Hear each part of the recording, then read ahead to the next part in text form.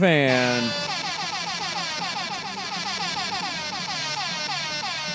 We think. Good morning. What is happening?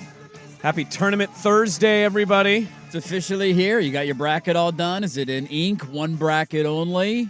Oh, yeah, we're going to go down region by region. Game by game? Yeah, game by game. That's a win. That's a loss. 7-seed advances. We did kick the show off yesterday. under, under, over, under. I'm still waiting to hear that promo. That better be a promo. Sprague rattling off the entire Virginia over-unders in the opening segment yesterday. That needs to be a 30-second promo. Oh, I'm just glad to be here. I feel like I'm dying. You're going down? What's happening? What's wrong? Old? Yeah. I'm not old, but like I kind of am. Just feel sore in general. Well, I'm turning my garage into a man. You actually were my inspiration here. I want to give you credit. I couldn't do this because you were gone. Wasn't here for a while. You posted, I can't remember why, but you posted a photo. Oh, I think it was me working out to my college football music. That's what it was. My fight songs. You are a sicko. I don't know how that motivates you, but God bless you. Did you do a bunch of stories on the NCAA football game info while I was out? That should have been wall-to-wall coverage for like 3 straight weeks. It's coming out in July, reportedly middle of July. No, we did not do that. Waiting on the cover athlete. The players are opting in, No. other than Arch Manning, because he's a little bitch. Everybody else is in. I actually heard a sneaky good point on why he didn't opt in. Oh, don't. No, I thought the same thing as you. He wants to focus on football. No. Wants to be the starter. No. Well, I think he does, but no. All right, what's the story? It was a sneaky. No, it's not a story. It's a sneaky good point of maybe why he didn't. He's a Manning, right? It's a big name, big money behind it. Yes.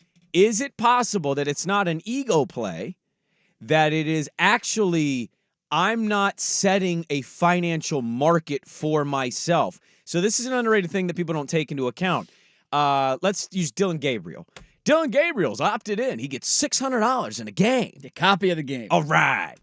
Well, you could actually point to that and say, well, Dylan, I mean, they paid you $600. What if I give you $800? Why set a market for yourself financially? And maybe the Manning clan said, Arch, you're out. We're not. The Mannings do not do anything for $600. You need at least $1,000. At least. It's not an actual He wants to negotiate up. He wants more money than $600 as a backup quarterback at Texas who's not even going to start next year. I personally think it's stupid. Just be in the video game because they're going to put a number 18 white guy in there anyway who's slow. Yeah.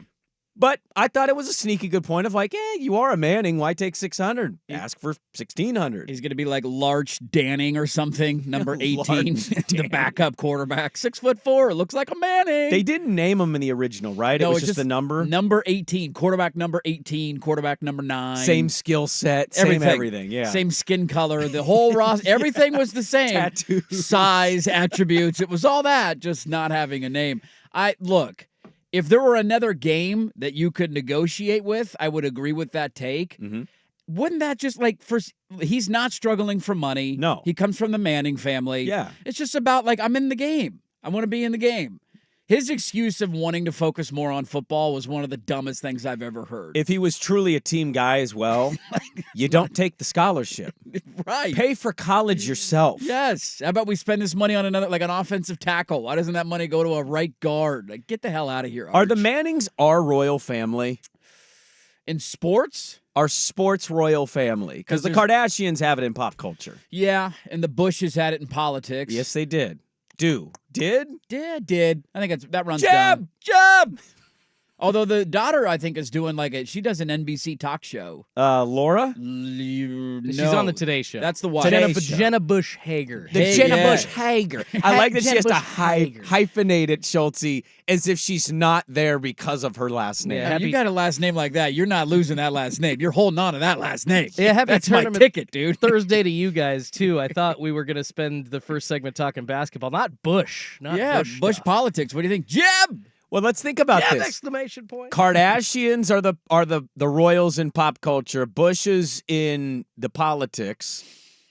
Although Well, yeah, it's the Bushes, and then I mean- think in sports it's the Mannings. Yeah, it was the Kennedys for a long time, Yeah. but there's Well. there's only one of them left that's running for office. That's gone off the deep end. Yeah, all the other old ones are long gone now. I can't think of any other royal families that we might have. I mean, the Griffeys were kind of there for a bit, right? Like Ken Griffey Sr. See, but Ken I Griffey I Jr. think you need more than two. I think you need more Well, than then a the father Boones, son. The Boones were 3. A lot of there was a handful of Boones. Yeah. What about the That. Hurleys? The dad Hurley at the the old UConn title game against St. John's. You got the Hurleys. I mean, could the James become this if both sons end up playing in the NBA? What the if all? Currys? Yeah, I think it could. Because he got 2 kids, right? He's got 2 sons. You know the daughter's going to end up doing something. Oh, like, for sure. You can't have that kind of family and not have everybody else doing something. You were going to be handed a job. Yes, At absolutely. one point in your life. Yeah. Who's a better third generation basketball player, Steph Curry's kid or Klay Thompson's kid? Oh. Because they could both like just form a new super team here. That's in a good 20 one. years. Does I Klay don't Thompson know. have a kid?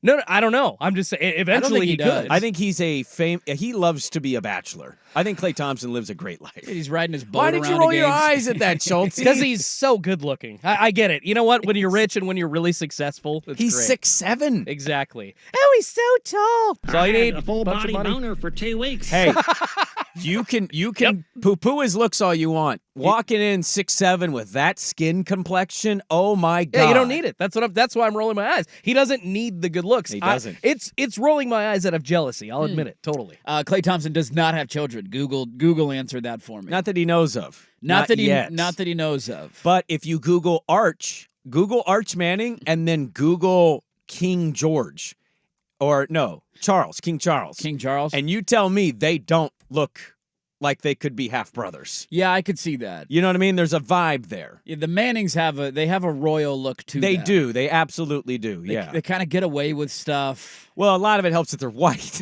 I mean, it's like They're whites from Louisiana. The whites from Louisiana. Yeah, there's a bit of that. You got an easy life when you're when that's your job. But you motivated me when you posted that photo because I was jealous that you had already created your man cave at your house. Yeah, I got a decent man cave in the garage. The only problem is that it's not insulated.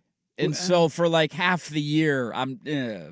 Okay, so you motivated me. Yeah. Is where I was going. And half my garage, right now I'm not done, but I'm splitting my garage in half. So on one half is Cool J's Tavern. My cat that died, he lived in the garage. He loved the garage. Yeah. So I'm going to put a TV, my sports swag, the way Dirt did. And then I'm going to I already have a table in there with bar stools. And that end is Cool J's Tavern. On the other end, right behind the table, is Arnie's. It's my gym. I bought all of this exercise equipment. I mean, we spent over $1,000 on exercise equipment. I'm assuming this is for Arnold Schwarzenegger. I've ordered a flag of Arnold when he was in the Mr. Universe flexing. Arnold. And it just says "Conquer" with Arnie shirtless. You gonna roid up like him too? No, but Allegedly. Allegedly. he's got the greatest body in human history, and I want that on my wall as motivation. And so one end is my exercise, my gym. The other is Cool J's Tavern. Yeah, you got to have both. And so you motivated me to do this. Well, the gym exists. The problem is I did a workout incorrectly, and I've had a strained sore back for at least 10 to 11 days. That's not good, Bob. I can't get this thing to go away. That's not good. Heated, medication, stretching. This son of a bitch just will not stop hurting. Have you tried a muscle relaxer? Yeah, I've done everything. Everything you you soaked in can the do. tub? Have you done tub soak? Yeah, I did hot tub with Epsom salts. Epsom salt? Epsom salts. Yeah. I'm still doing the cold plunge thing. Yeah. The only thing I haven't done is I haven't gone to the chiropractor. Then I might need to do that for the adjustment. Sounds like the needed thing. Yeah, it's going to crack really bad. Somebody who knows what they're doing and can actually alleviate your pain. Yes. And, a little bit better than a heating pad or a massage gun. Brrr, Yes. Doesn't quite get the job done. So I have a bad back, and then yesterday a buddy of mine randomly goes, "Hey, let's hang out." And I was like, "Well, okay, I haven't seen him in a long time." So I went up the road to a restaurant, and I did the stupid thing of I'll have what he's having, and he got a blended spicy margarita, and I don't drink anymore, and my stomach is just feeling all kinds of weird. You got the gurgles. All kinds of weird. I don't like blended margaritas in general. You are so old. I'm so old, dude. Dude. It's awful. Blended margaritas are the best. A blended banana margarita with some Casamigos I'm in with it. Schulte on this one. No, I'm a.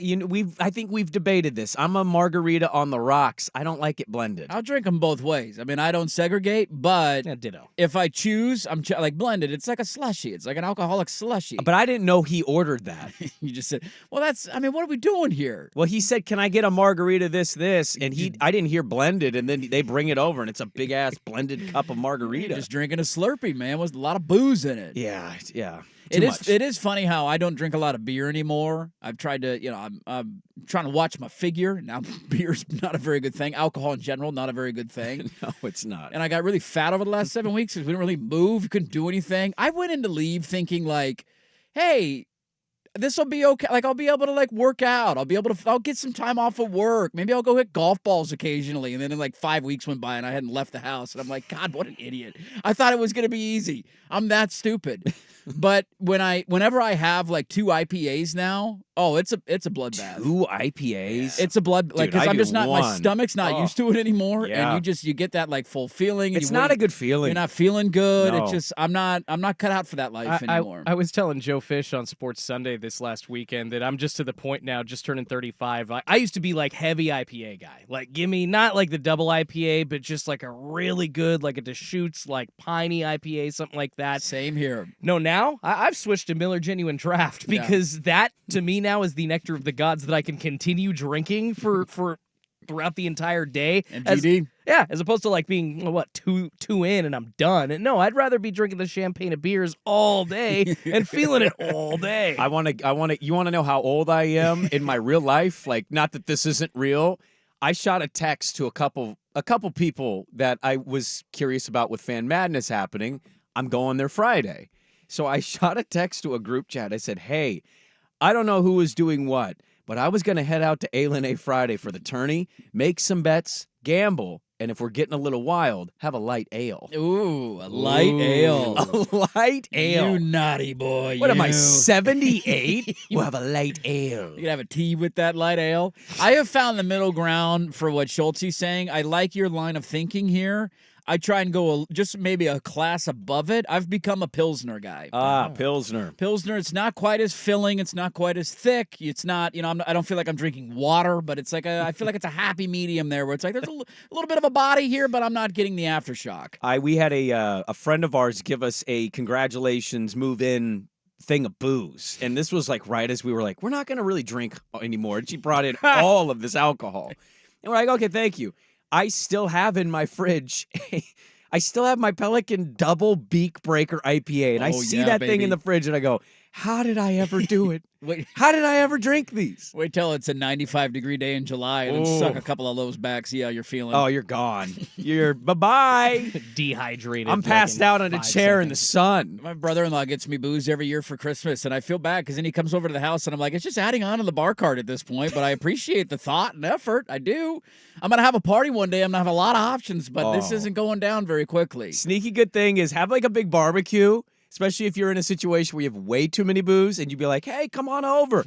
You want anything to drink? Booze is on me, man. Get rid of them. That's when you dump them all. I did have an idea in my head. I don't think you don't, to me, you're a fake fat. I've always said that. You think you're fat, you're not fat, you're fake fat. Kind of a real fat now. But you were like, oh, I've gained so much weight. I had in my head you, baby Carlos, but with Teddy ball games strapped to your chest, walking on a treadmill in your house while you were gone. That didn't happen? That did not happen, no. I do need to start working out again, though. I had a nightmare last night that I found out we were pregnant again. It's not a nightmare if it's going to happen. It's like a nightmare, huh? What? It's more so a prophecy, brother. You do know it's going to happen, right? Hey. We don't know that yet. Oh. It could happen. Maybe. Who knows? Long ways off. I got the meat sweats thinking about it. Like, another 7 weeks. Oh, no. I got to do this again. Another 5 weeks with no sleep. Sounds terrible. By the way, your kid looks like a shrunken you, man. There's no questions about who the father is. Not a single one. That's good when they pop out and you're like, all right, I can see it. I can see that. It's got a lot of features. Isn't that like that's a whole like evolution thing, right? It pops out looking like you, so you don't kill it. That is a true. Google it. Is that really a thing? That is a true thing. Hey, We have. So we then have as they get older, they look less like you? No. It's literally in the no. Like I guess in the last 8-9 weeks, you've now seen your baby absolutely look Change, more yeah. like you. But Yeah. but sometimes they don't. They will immediately look like the dad, and then kind of just Change after that. Yeah, Yeah. but it's kind of weird. Like evolutionary wise, yeah, it's like so you don't kill it. There It was looks a- like you coming out. There was a line about that in one of the Yellowstone episodes that I watched, where they mentioned that your son, when he comes out, he looks like you, so you don't harm the baby. No, I think what he's talking about is a real thing. It's primal in a way, and a long time ago, obviously, but it's a real thing. Gross, but it's true. But Yeah. awesome at the same time. I don't mean, know. look, humanity's pretty gross in general. When you go back and look at the history of everything, it's pretty gross. We've all seen Me, Myself, and Irene, too. Yeah, I mean, Yes. the black kids come out. You're like, congratulations! La, la, la, la, la, la, la. They're Italian. That's not a situation you want. No, they got to look like you. I will say, as much as he looks like you now, I've seen this happen quite a bit. The kid will look like one parent at the beginning, Mm-hmm. and then as it gets older, starts to kind of sway back to the other parent, More features come in. and then changes and starts to finally look like the original parent. Hmm. I've seen that. I kind of hope he ends up looking like my wife. She's better looking than me. Mm. Would your wife? But your wife is a man. No, not a man, but just, facial features. You want your son to have the facial features of your wife as a man. Yes, as a Okay. man. All right. Androgyny is good. She's a good-looking lady. You Yeah. know, what can I say? That's why I married her. Milfs, milfs. That's right, man. Yeah, the whole thing with the garage stuff, though, it's exciting to do, and it's fun when you complete it. But the reality, unless you insulate or get a solid heater out there, I have 2 space heaters, and I'm telling you, does it get the job done? turn it on 15 minutes before you go out there. It's Okay, fine. okay. Wear a sweatshirt, then you'll work out. You'll be sweaty. You'll be good. You take the sweatshirt off. and I'm then thinking about getting one of those outdoor restaurant heaters mounted on my Ooh, wall. look at you, fancy. Well, I mean, look, man, if Big you're gonna do time. it, you got to do it right. Need some of that Jack Ramsey's I need to get money. it to completion. Yeah, be nice. You know what I mean? I do. I know exactly what you I mean. know you know what I mean, Schultze. You know what I mean? Just, Yeah, not, just not again. Throw an inflatable hot tub in that that It's there. over! Yeah, you get to completion indeed. Well, we got a good show today. We have a lot to get to. I'm going to start. There is a sporting event happening right now live, and somebody in it, I think, is in one of the biggest stories, and we have to dive into that. So we'll get to the tourney. Ducks are on today against South Carolina. NCAA tournament is off and running today. We'll talk a lot about that. We got some football stuff. I want to start, though, the biggest sports story out there, and we'll start there. Dirt and Sprague, good to be with you on this Thursday on The Fan.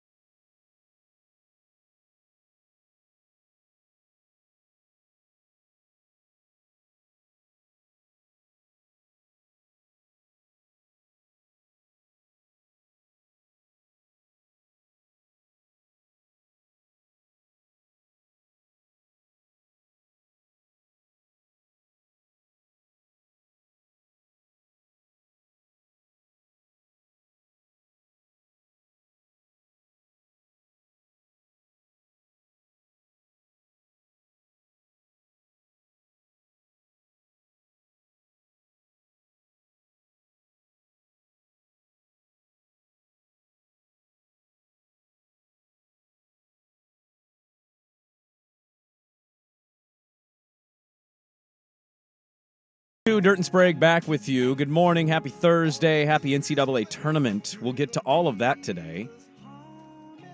Dirt, I don't know. Do you know the translation from English to Japanese of Brian Anderson? Brian Anderson. Yeah. Yeah, I would guess. I don't know. You're the Japanese guy. It's Ippei Mizuhara. Actually, you translate that name, that's how it translates. Brian Anderson, that's how it translates. Yeah. Okay. Yeah. We have a Barry Bonds situation. We got a fall guy. Chris Carter would be proud right now. You got to find somebody to take the heat off of you. Well, this is a wild story to me. The Dodgers are right now playing against the Padres. That they are. They're trying to tie the game. It's 12-9 in the bottom of the 8th. They're prized. Is he Japanese pitching prospect? Where did Yamamoto Japanese. He got chased in the first inning in his first start. He's had an 8.32 ERA in spring training. Ruh-roh. $300 million, though. Well spent. Ruh-roh. No, spring training doesn't matter, right? Exactly. The interpreter is Ippei Mizuhara for Shohei Ohtani. And according to a lot of reporting yesterday, he incurred gambling debts to a Southern California bookmaking operation that is now under federal investigation. Oopsies. He came to lose his job when reporters started asking questions. There were wire transfers with Shohei's name on it, like directly saying Shohei Ohtani to this guy. Initially, the spokesperson for Ohtani told ESPN the slugger had transferred the funds to cover Mizuhara's gambling debt. The spokesman presented Mizuhara to ESPN for a 90-minute interview Tuesday night, during which he laid out his account in great detail. However, as ESPN prepared to publish the story Wednesday, the spokesman disavowed Mizuhara's account and said Ohtani's lawyers would issue a statement. Quote, in the course of responding to recent media inquiries, we discovered that Shohei has been the victim of massive theft, and we are turning the matter over to authorities. You can read the statement from Burke Bretler LLP. That was the ESPN story. $4.5 million transferred. A lot of cash. He reportedly was not gambling on baseball. He says, no, they talked to us about that at spring training. He was instead becoming a real red-blooded American, gambling on college football and the NFL. That's right. Random NBA games, too. International soccer matches. This guy was covering it all.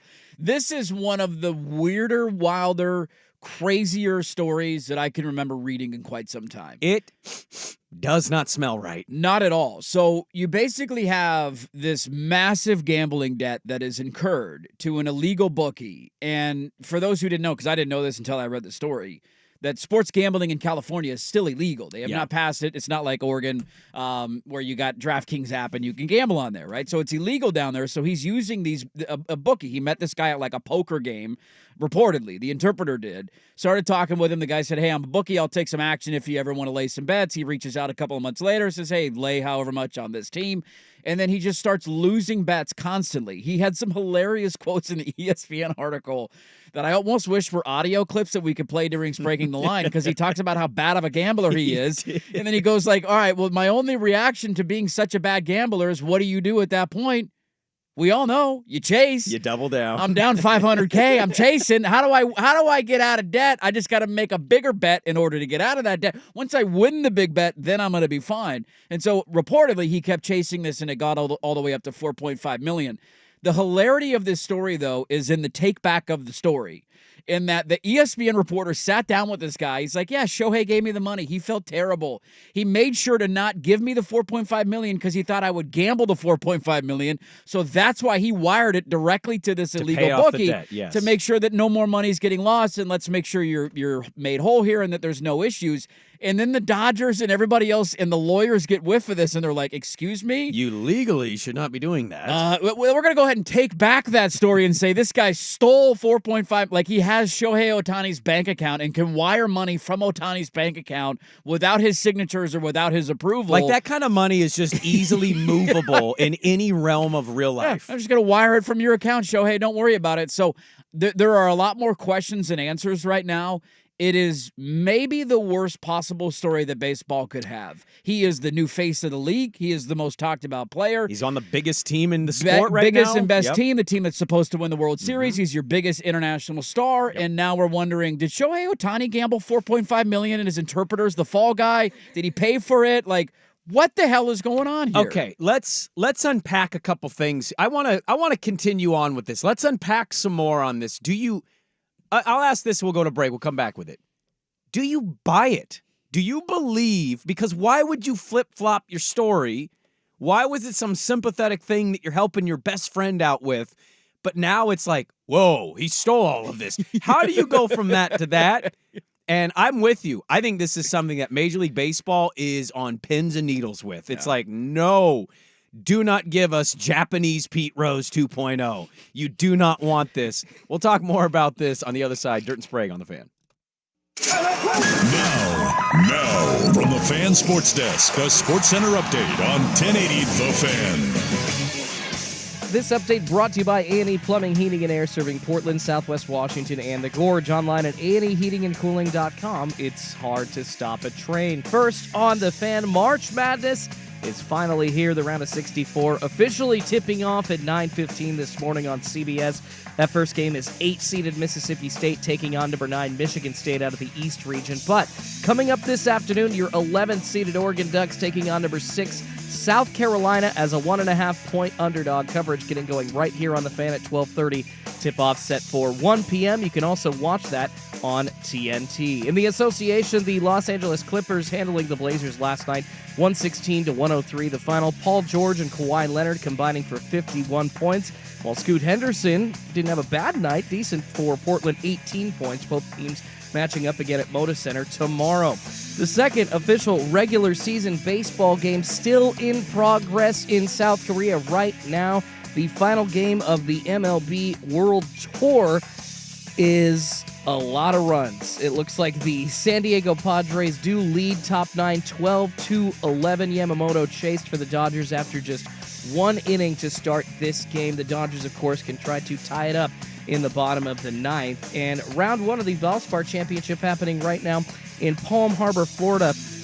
Your leader so far through 7 holes is going to be Christian Betancourt. It was Davis Riley earlier in the morning, but he has dropped down actually now into a tie with not Betancourt, but Biesenhout, Robbie Shelton, Justin Sue, and Davis Riley, as well as Cameron Young, Matt Neesmith, Sam Ryder, Eric Cole, Nick Hardy, among others, all at 1 under so far. Most of those golfers are only through a couple of holes. More sports scores and stories in 30 minutes. I'm Schulte at the 1080 The Fan Sports Desk. Listen live or on demand on the Odyssey app, the Fan's desktop player, or tell your smart speaker to play 1080 The Fan. Your favorite fan shows are on YouTube. Mash the subscribe button and like us for live streaming video and 1080 The Fan on demand. Portland Perks. Head to Portland Perks for an amazing deal at Wildlife Safari. Admission for 2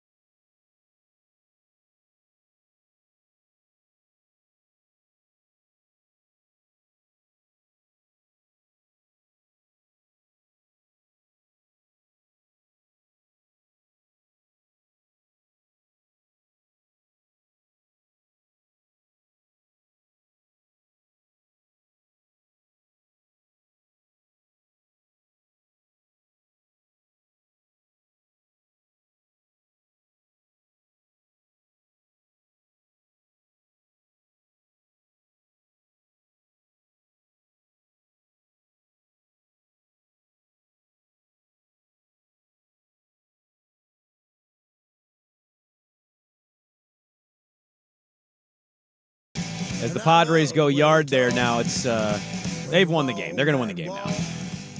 Who was that, Machado? That was Manny Machado. Manny Machado. Still there. Pablo Sandoval offseason. He's dead. Pablo's back, baby. Hey, Kung Fu Panda. there's no way he's really back. He's back. He's skinny panda again. He is batting a It's buck like 11. 2010 all over again, baby. He is not I'm back. like 22. Dude, he's got a juicy one. I would too if I had a $500 million contract. Pods are up 15-11 as the 4 Padre fans from San Diego that flew over to Korea to watch this baseball game will at least see maybe a win. Yes. So Shohei Ohtani in this gambling thing, is this a dead story now? Or does this God, no. they have to be digging No. into this. There are way more questions than answers at this point. Is this Japanese Pete Rose? I don't think so, but I understand why people do.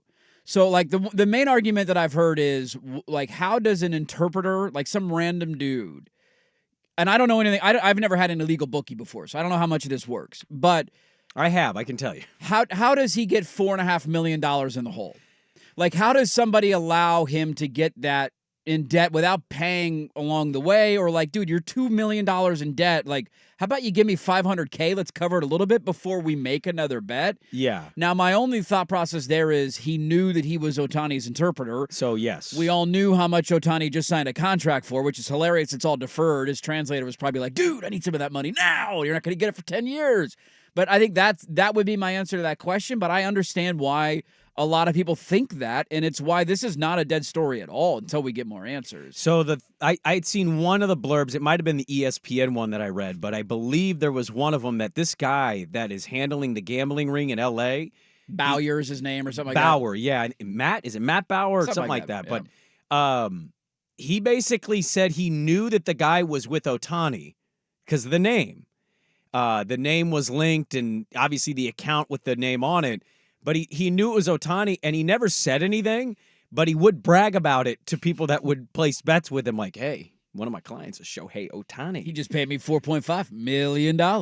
And I understand that you can have a really good close relationship. He's his interpreter, so he's going with him everywhere. He's translating everything for him. They're hanging out all the time. They were shown in the dugout yesterday morning at the game, laughing it up in the dugout, and I'm like, you kind of get an idea that something's going to break before everybody else.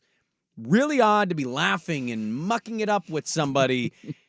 And then your story is, he stole $5 million from me. That's if you stole $5 million from me. That's not true. That's the part of this that's an absolute blatant lie. Yes. Nothing was stolen from Shohei Ohtani. But that's why I think this story is deeper and juicier than it appears right now. And why, to be honest with you, Shohei is like an old 20, young 30-something.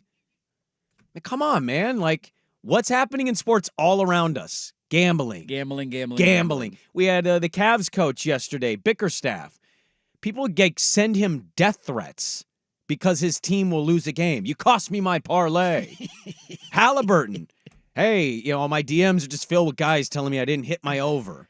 Like, gambling, you and I and Schultze and a lot of people, we gamble. We're going to go to A today.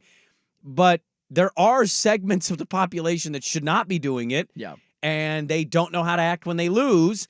And I just think it's such a popular thing that if you told me a 29-year-old worth $500 million or more is doing it, I'm not stunned by that.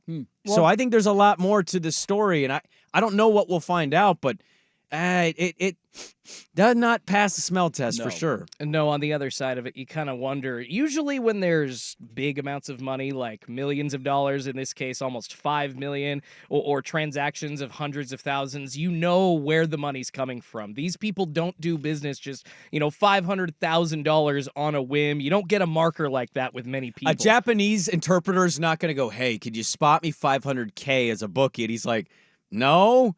Okay, I know Shohei Ohtani. I'm in. Like, Yeah, but he definitely knew what he was doing because they met at a poker game. And Yeah. if you meet at a like, hey, what do you do for a living? Hey, I'm Shohei Ohtani's interpreter. Like, he knew who he was. Yes. Yeah. He knew who he worked for. Yes. This was a back channel thing. This happens a lot with a lot of rich people. We just don't hear about it. And now in the public eye, trying to wash the story clean, it's like, is this a fall guy? Is this not? And let me point out, if he is a fall guy for Shohei, what did Pete Rose say for 15 years? I didn't bet on baseball. I didn't bet on baseball. Oh, okay, 15 years later. Okay, you know what? I bet on baseball. Okay, I didn't bet on my own team. Damn it. Okay, I bet on my own team, but it was only to win, all right? So 10 years later, we might get the answer. Do we know? I mean, come on. Can we be honest here for a second in this conversation? Pete Rose definitely had at least one game that he faded his squad. It's like, dude, this guy's on the mound today. I'm not gambling on him. Are Damn you right. kidding me? We're going down. There's no chance in hell we win this game this afternoon. I want to know what college football action Shohei Ohtani's like. I gotta hit them on the money line today. Yeah, what's the college line this year that put him $4 million in the hole? Like, what's the one that lost him the most money? Oregon, Did he gamble on Washington. my Ducks in the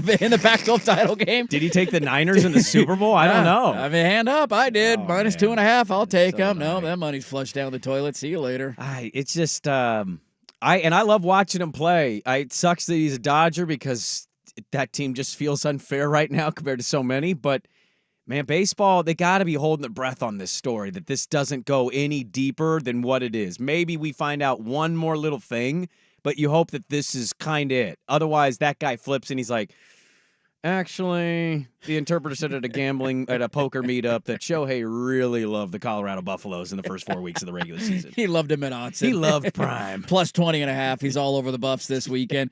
It is, when you read into the story, too, this guy has a lot of other folks wrapped up into this. So Oh yeah, he's the big gambling guy in the LA yeah. area. So Yasiel Puig evidently is under investigation for his involvement with this bookie. I'm stunned. Remember that he was going to be the face of baseball? That was a fun time. There was a random baseball analyst who was in an insane amount of debt with him. There was a football Did player. we get the name of the We analyst? don't have the analyst, and there was an NFL player evidently in massive debt with this guy. And Oh. so he's got his tentacles in a lot of different areas. You point out, though, he's under investigation. Eventually there will be charges made.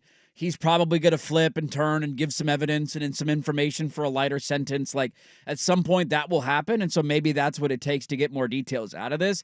It's just hilarious to me that in 2024, you feel like you have the ability to tell a story to a reporter. Like, hey, no, let's get out in front of this. Let's be honest. Okay, here's what happened. I'm in debt. Shohei loaned the money. Like, we tried to take care of it. This is all my fault. My apologies. And then, like, 2 hours later, you pretend to come out and say that didn't happen. A 90-minute interview is A not. 90-minute interview. That's not just sitting down He and sat saying down. a couple things. He's like, I want to spill the tea, man. I don't want Shohei to get in trouble for this. We're best friends and all that. Like, let's make sure we're all above and above. And then next thing you know, it's like, nope, that didn't happen. He stole the money from Shohei Ohtani. What that tells me is there's something else in this that we haven't found out yet. Oh yeah. Well, see, I don't think that there necessarily has to be. I just think they're trying to protect Shohei's connection. Like, dude, he wired an illegal bookie $4.5 million. How has the NFL handled players who have like laid a preseason bet from a locker room? Calvin really got suspended for, The a year. year. That's- And that was gambling on an NFL preseason game because he was on, like, they have their rules. Mm-hmm. This is an illegal bookie that he wired 4.5, like, his fingerprints are all over this. And I Yes. think they changed the story because they realized, oh crap, we might be in some trouble That's here. actually kind of what I'm getting at is I do think maybe there's some evidence that we have because it doesn't sound like these were like over the phone, but there's got to be either some sort of record via text message that this was happening or location that Shohei Ohtani was placed at with this guy or the interpreter. I have a feeling there's something known about these two being together or their connections together that we just don't know about yet. That's my guess. Well, one thing about that, though, is so far, the guy is saying he never talked with Shohei. He never saw Shohei. And if Shohei was having a little bit of an it, maybe it's a co-thing. You know, maybe they're both gambling. I mean, you're Tristan hanging Thompson out. said he didn't cheat on his wife, and then, okay, no, he had a kid while he was married as an NBA player. Come on! Oh, but they're always hanging out, and they're probably watching football together. You tell me Shohei's not like, yo, can you add a 10 G's for me on this team with these, whatever. I wouldn't be shocked by it, but so far he has not actually said that he ever talked or saw Shohei Ohtani. This was just the interpreter. It's going to be a pretty wild thing if we lose Shohei Ohtani from Major League Baseball because he pulls a Pete Rose. Does Rob Manfred have the balls to do it? I mean, you You kind of have to, right? You know what's funny? I would also argue they have to suspend the Astro players for cheating, and none of them got in any trouble. Yeah, you're not wrong. We had the Black Sox. Yeah. We had that incident, and the Astros cheated and was like, we'll move on from that. Yeah, they threw a World Series. They all got booted out of the game. I mean, I don't know where this comes from, but somebody or where it goes, but somebody with a good line at the Vancouver Ford text line saying, I'm sure he kept taking the Iowa football overs. It's like, no, dude, it's 29.5. They're playing Nebraska. They have to get to 30. This is the week the over hits. I almost wore my punt sweatshirt you gave me, but it's too small. I know. We got to get you a different size on that one. I know. Oh, man. What a story. This has been, I mean, and this is going to unravel for a long time. He's one of the biggest athletes in the world, and $4.5 million just wire transferred to an illegal bookie. Makes you feel better about yourself, though, doesn't it? Well, like I'm a bad gambler, but I'm not that bad. No, I don't. I'm not putting the hey. I got the equity line credit on my house. Let's put it on the money line. That's what the baseball analyst reportedly told him. He was going to mortgage his house to pay off his gambling debt with this guy, man. We'll get into the tournament. Oregon, South Carolina at the top of the hour, but a follow-up on this really big story that happened just north. Next on The Fan.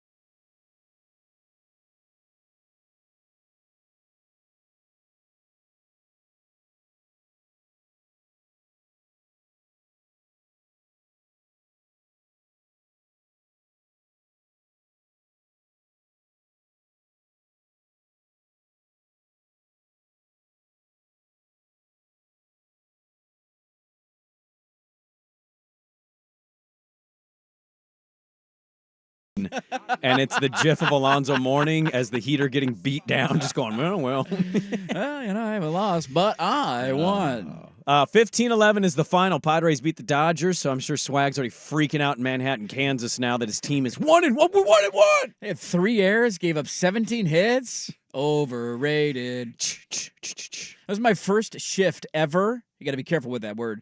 First thing I ever worked at the Fan as an employee was a Mariners versus A's game in Japan at 3:00 in the morning. I also did one of those games. Yeah, fun times. 2 a.m. Coming in, sitting in the old Prod 3 studio in like a little cave. There's no lights in there. I looked at the board in that room because it is tiny. It was a closet. And I remember looking at it. It was like 1:15 a.m. And I'm like, am I making the right decision in my life right now? Should I just go be a teacher? Summer's off. December's off. Throw dodgeballs at children. Yeah, I'm going to go teach PE, man. We'll dive into the tournament. How does your bracket look?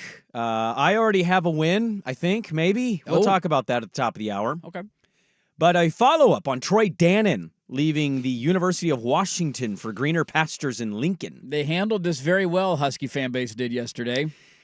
It's a tough thing to handle. To defend them a little bit, not that you need to do it, but I will. It's a tough thing to defend. King 5, NBC affiliate in Seattle, actually got wind. So there was actually a big booster meeting. They all flew I forget where, but I think it was in Arizona. Arizona, thank you. The president, Dannon, all of the big financial, the Montlake Futures, the collectives, right? All had a big meeting. And this dude spoke and then took a job and left after being there for 5 months.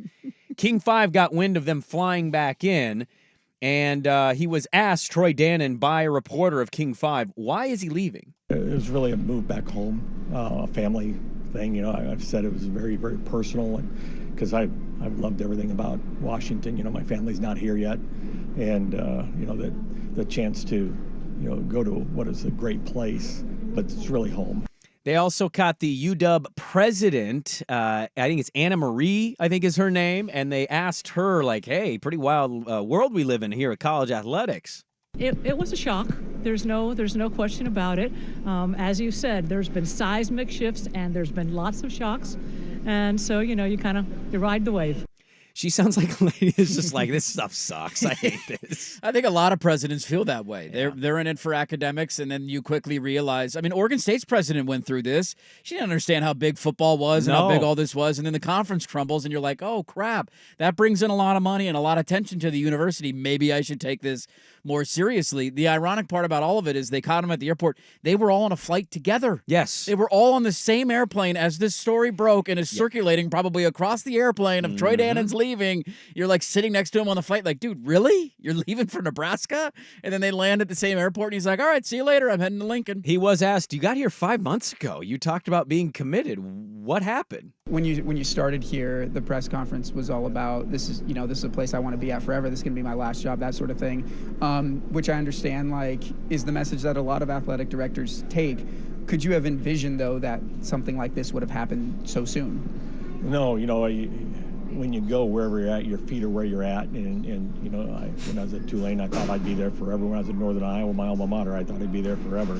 And as things evolve, sometimes things present themselves that you would never anticipate. Way to ask a hard question, jerk. You literally set him up and opened the door. Hey, I'm going to ask you this extremely nicely. There's really no bad vibes here. Just please give me a quote. Give me a soundbite. Did you know that where you were at, your feet are at? I did not know that. My feet are here right now? Is that what you're telling me? I did the hard work for this show. I sometimes choose to do that, and I listened to Dave Softy Mahler at 3:00 yesterday for the show's purposes. How did he handle the news? How do you think he handled the news? He's coincidentally on, was yesterday, Wednesday? I guess Yes. every Wednesday at 3:15, he has a scheduled Mike Florio interview. Oh. So he opened with it, and then he had to pivot out, and he's like, Florio, what's going on with the Hawks? And then the interview ends, he goes, let's not dive back into Dannon. And him and his co-host, Dick Fain, as you can probably guess with the gold and purple glasses they wear, talked about how this was a great thing Of course it is. How they had heard all of these things behind the scenes about how he wasn't fitting in, and then they played the politics card. He's from Louisiana and Illinois, and his politics maybe don't align with everything in Seattle, and culturally he wasn't really much of a fit. And then they pointed out, did you see any UW athletic administrators tweet how much they'd miss him? I didn't. And I thought, he's been there 5 months. Why would anybody say anything about somebody that's been there for 5 months? Half of them haven't even met him yet, probably, man. He's been a little busy. They also got to the point where they started telling themselves, he fired Hobson. Maybe he did him a favor so the new AD can choose the right men's coach, Dave, huh? Of course, they painted it in the positive light, and then they went, hey, we didn't say all of these about DeBoer. We were sad when he left. Yeah. Very interesting messaging coming from them. Didn't hear a lick of any of this stuff until the guy bolts randomly. But not shocking, I guess. That's usually the way that it works, and sometimes there's elements of truth to what is being said. I also think, look, like it's an athletic director. He was there for 6 months. It's not the end of the world. This is not losing Kalen DeBoer, who you all thought was the next Don James. This is losing an athletic director who had made one football hire and was on the brink of making a basketball hire. A couple of things that are interesting here. One is, you mentioned the basketball stuff. It's hilarious to say that this is a positive. How long is it going to take them to hire a new athletic director? Nebraska took 7 days, 6 days. See, you got to be quick. You got to be quick. They have a lot more money to play with right now than Washington does, and this gets back to the whole issue of conference payouts and why the move to the Big Ten was probably the right one. Nebraska gave this guy a $600,000 raise, which in the grand scheme of things might not sound like much, but what for athletic directors make. That's a massive raise. He's making well over $1 million now. His buyout is up to about $12 million through the first 6 years. He's got a $12 million buyout as an athletic director. These kind of programs have the ability to spend this money. Washington doesn't right now. I know they tried to get that offer in place for Kalen DeBoer, but their athletic department is not printing money the way that some of these other conferences are. Can I interrupt you on that? Go ahead. He told, this is what Softy had said, at that meeting in Arizona with their collective, their NIL boosters, the people that need to be donating the money. He made a point when he was talking in front of them, I guess, where he told them Tulane spends more on their football program than Washington. It's a really bad look. It did not land well with the people that were sitting in that room. And that I would chuckle at that and say, if it didn't land well, maybe you should spend more money. Like if I don't think he's just making that up, and so if that's a fact, you should maybe be embarrassed by that. I don't know if that's a fact, to be fair, but that's what Softy had said. He said. Well, and this is where you bring up Nebraska. Nebraska had a lot of egg on their face. Trev Alberts was an alum. He was supposed to be the guy that's going to stabilize everything. And look, he got the right football hire. Hoiberg's got him in the tournament. He's finishing the stadium. He's a Nebraska guy. He left, and that was a really embarrassing moment for that university and program, and their response was to go throw a massive amount of money at the first guy that jumped to the top of their list, and that ended up being Troy Dannon. I don't know if Washington has that ability. And so to the basketball angle, let's say it takes you 2 weeks to hire an athletic director, what is your there's nobody there to run the basketball program right now. Well, your season's over. Not that it's in a good spot, but how many kids are sticking around? Who's doing high school recruiting? When the longer this stuff plays out, it could be a detriment, and that's a program that I know wants to get their footing back and become a tournament team again. That's a really tough thing to do. Final thing I'll add to this, and then we'll talk tourney, is the other part of that, Dirt, you're right, because if it goes 2 weeks, not only does it hurt your basketball program, let's also be honest about this. Dannon hired Fish. Yes. Okay, so the guy that hired the coach is now gone. The coach has not been there, how many months, whatever. Jedd Fish has kind of got a reputation. He likes to sleep around a little bit in the college football world, the football landscape. You think if it takes more than 2 weeks for them to find this hire, he's not sitting there going, God, why is this taking so long? Yeah. It's not their fault, but also to your point, it's like you're on a time crunch here. You need to get this figured out and done, unfortunately, even though this guy screwed you, because you don't want it to look bad for you in multiple ways. And so that's the other part of this I was thinking about yesterday is, how's Jedd Fish viewing all of this? An AD's leaving, and then he catches wind that he probably made that comment. Yeah. DeBoer left. I'm not going to clown Washington the way other Duck fans would today, but there's a stepping stone vibe if you don't get this kind of figured out and nailed down. I think you have to ask yourself, if you're Washington, hard questions, and that is, are these random outliers like Kalen DeBoer to Alabama? Okay, I could get it. Troy Dannon, you want to tell me it's a massive pay raise? He's from Iowa. He's going back home. Okay. Is that a random outlier? Or is this an underlying issue with buy-in from the university, financial resources that is creating these people that once they get inside the facility, they say, ooh, other programs got it figured out better than we do. I want to go somewhere where I have a better chance to win. I remember when Lanning was hired at Oregon, one of the first things he did was he wanted to talk with the president, athletic director, like, are we all in lockstep that we have everything that we need for NIL, that we have every facility that we have? And he got all those guarantees and assurances. And I think it's one of the reasons so far that he hasn't left, because he feels like he has everything he needs to win. And I don't know if that's the case at Washington. Every university that loses guys like this asks that same thing. How are we right now handling? Oregon State had this when they lost Jonathan. It's like, oh my God, we lost our own guy. So there's an update on Troy Dannon leaving Washington for Nebraska. Loaded second hour. It's already started, actually. Let's dive into the tournament next on The Fan. Business. It's all the things that keep this world turning.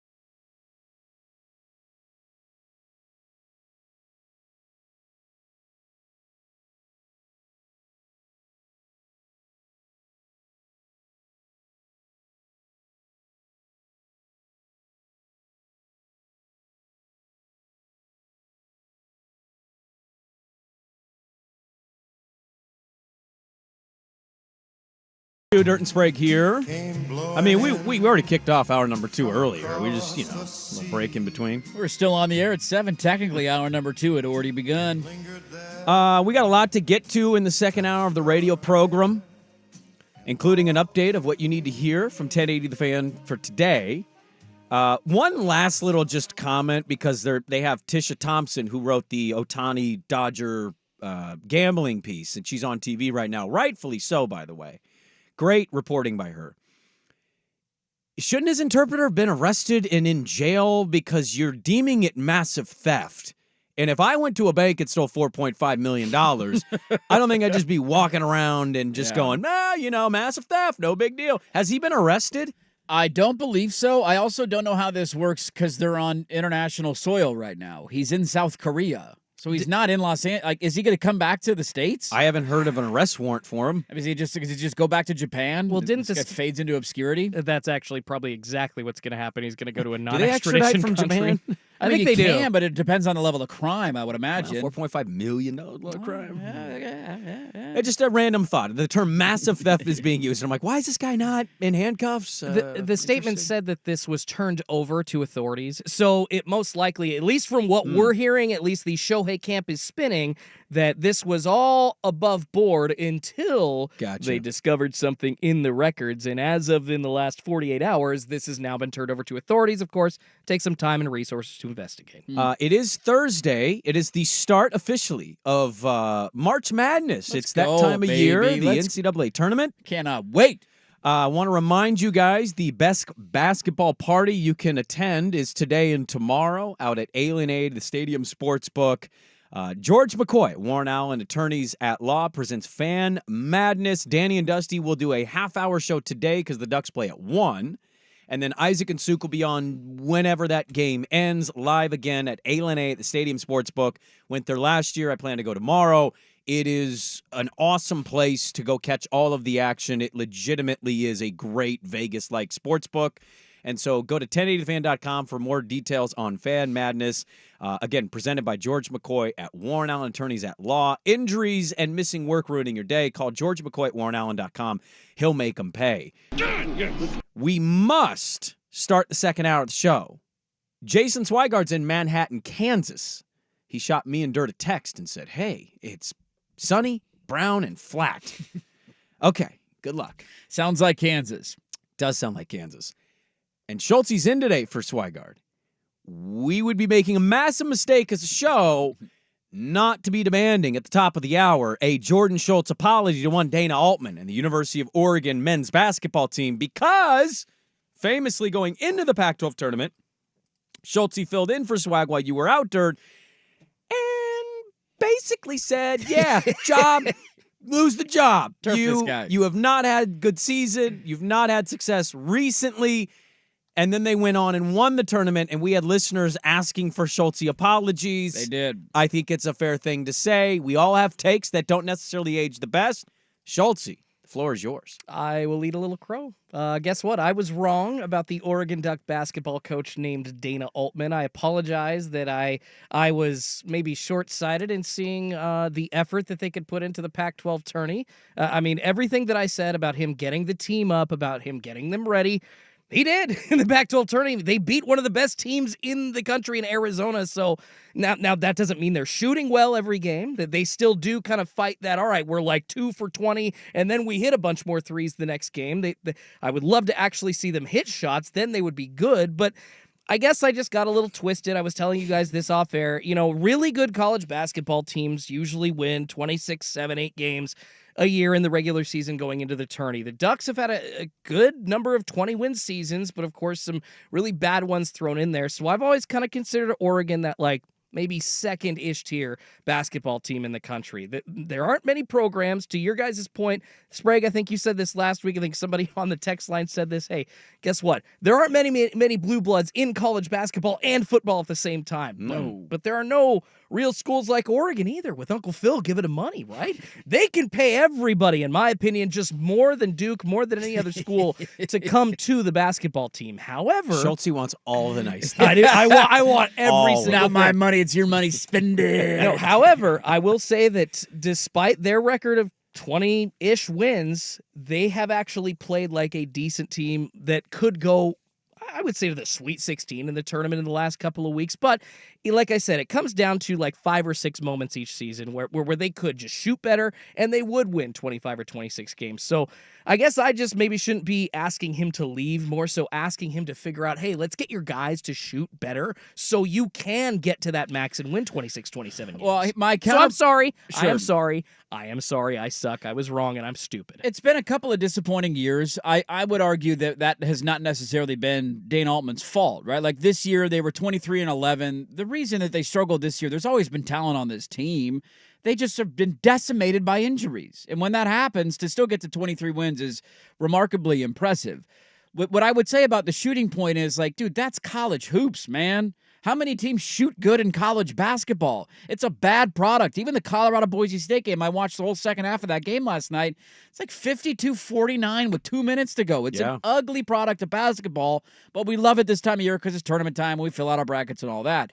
He has won 20 games every year he has been at Oregon. Every year. That is a remarkable run of success.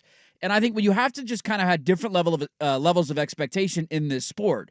Like, do we think of Tom Izzo as one of the great coaches in college basketball history? Yeah. Okay, when was the last time Tom Izzo won a national championship? I don't believe since he beat Duke in with Mateen Cleaves. Mateen Cleaves. Yeah. How many times does Tom Izzo go to the Final Four? I want to say he's been there 4 or 5 times. Okay, maybe in like 28 years as a head coach, he's been there, and that's a remarkable run. But I think it highlights how difficult it is to win in this sport, especially in the current landscape of all these guys transferring in and kind of a new roster every year. It's a different animal at this point. Dane Altman has now been, or not now, but before this year, he's been in the tournament 7 times as head coach at Oregon.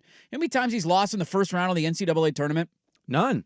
He's 7-0. Yeah. He's never lost an opening round tournament game. We picked him to win this one today, didn't we? So I'm going to probably jinx it now, but he's like, that's a hell of a track record. In those 7 times, he's 7-0 in the first round. His record in the second round is 5-2. He's only lost twice in the second round of the tournament. He's a good coach. So 5 of the 7 times he's gone at least to the Sweet 16 with a run to the Elite 8 and with a run, obviously, to the Final Four a couple of years ago. Like, I understand the argument about he's not this public figure, and he's not. And Dan Lanning kind of gets it, and he plays up to it. He has these hype videos. Like he's like 30 years younger. Exactly, than him, man. They're different animals. This guy's an elite basketball coach, Yeah. and to the point that I think if I were here last week, Schultze, that I would have made is the injuries are one thing this year. I don't disagree that the last couple of seasons have been a little disappointing.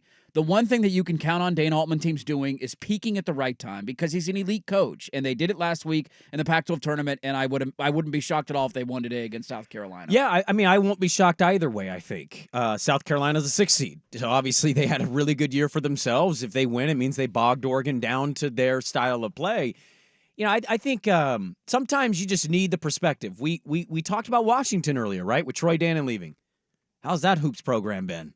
Horrible. And they should be thriving up there, man. Yeah. There is talent all over that state. You can go get Lorenzo Romar back. He just got turfed. He did get turfed. I think Lorenzo's finally done. You know, I don't mean this as a negative, but what's the guy in Corvallis done? He had the Elite 8. That was amazing. But around the Elite 8, 5 wins, 12 wins. I think it's one thing to be disappointed. I think disappointment is okay. I think we should all be holding our sports teams somewhat accountable. I don't know how much Blazers we'll get to. I for the first time all year, watched 0% of a Blazer game yesterday. I got caught doing some stuff with my kids and running errands, and then by the time the game had started, I saw the score, and I was like, you know what? I don't need to talk about the Blazers losing by 20, even though they lost by 13, but they were down 20 most of that game. James Harden did run out on defense. That's embarrassing. You know what else was embarrassing?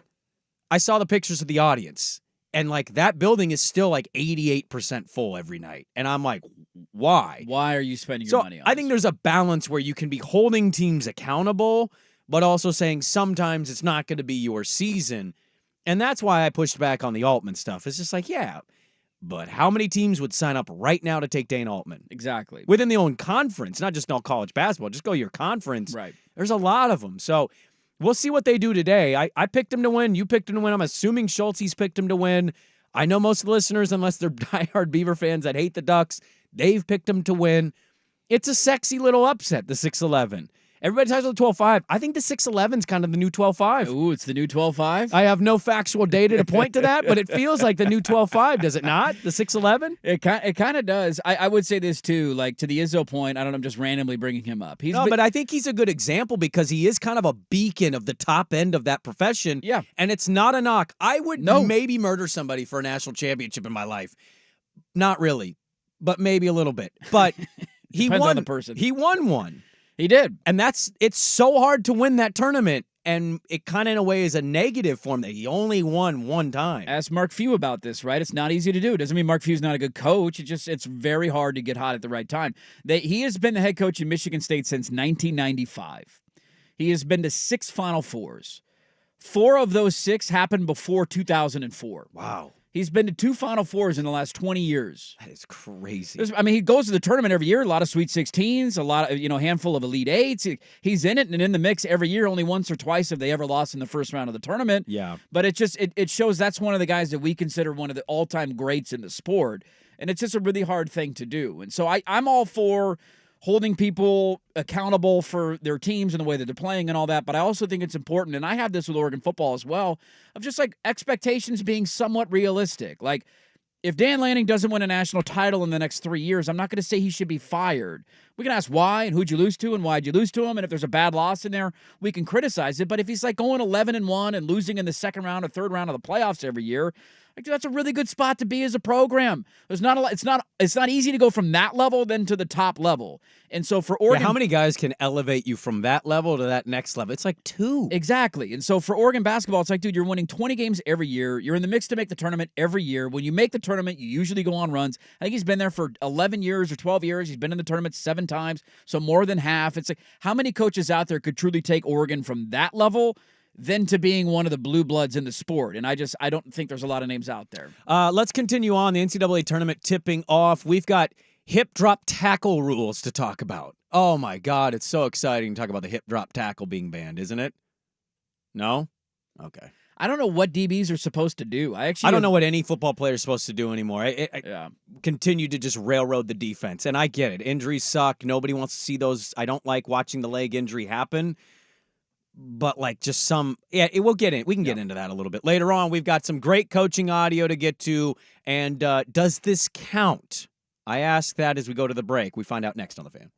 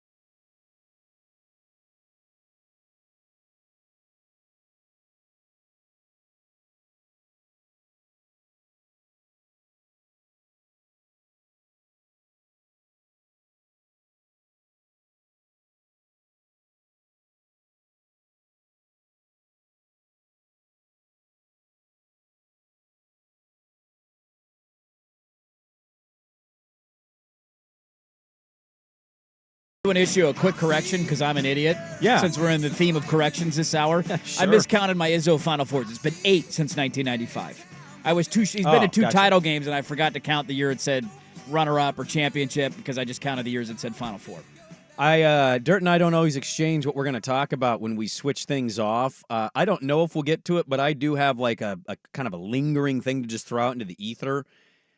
I'm going to just stick right here going into the NFL draft. I just don't get the anti-Caleb sentiments, and I don't know if we'll talk about that today, but it's something to I watched his pro day stuff, and shorts and throws. Yeah, I get all that.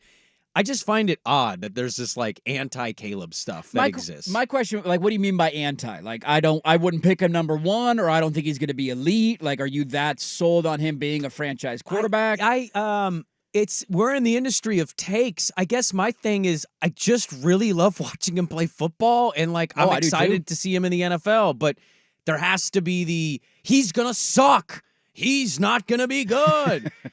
I don't know. Like, okay, they don't even know in the league who's going to be good at that position. How did that draft class go with Trey Lance and Mac Jones and Justin Fields? They're all gone. They're all on different teams. So, like, I'm rooting for the guy that I enjoy watching because he plays the game in a fun way. And also a positive happened yesterday. Not that he threw a ball deep in shorts.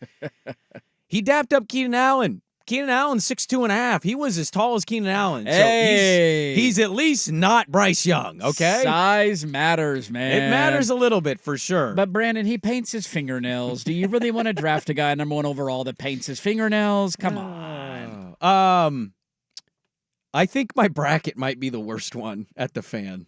I don't think so. Really? Oregon could lose today, and I lose a Final Four team. Well, yeah, you would. Whoa! He goes honk every time. I mean, why the hell not, I know, dude? exactly. I don't care that much about the tournament. I'm still filling mine out. My teams are in it. I will always pick them to go on a run. Really? Why is that? Who cares? I'm not losing any money on this. I'm not in a bracket pool. I'm doing it for fun. Why would I not pick my school to go on a run? See, not being in a bracket pool helps, but what's funny about that is I go the opposite. I'd rather be right than have egg on my face with team. Like, I have the women's Oregon State team losing in the Sweet 16. Let me ask you this. Yeah. Oh, you do? Yeah. I think I have them going to the Elite Eight. Okay. I think.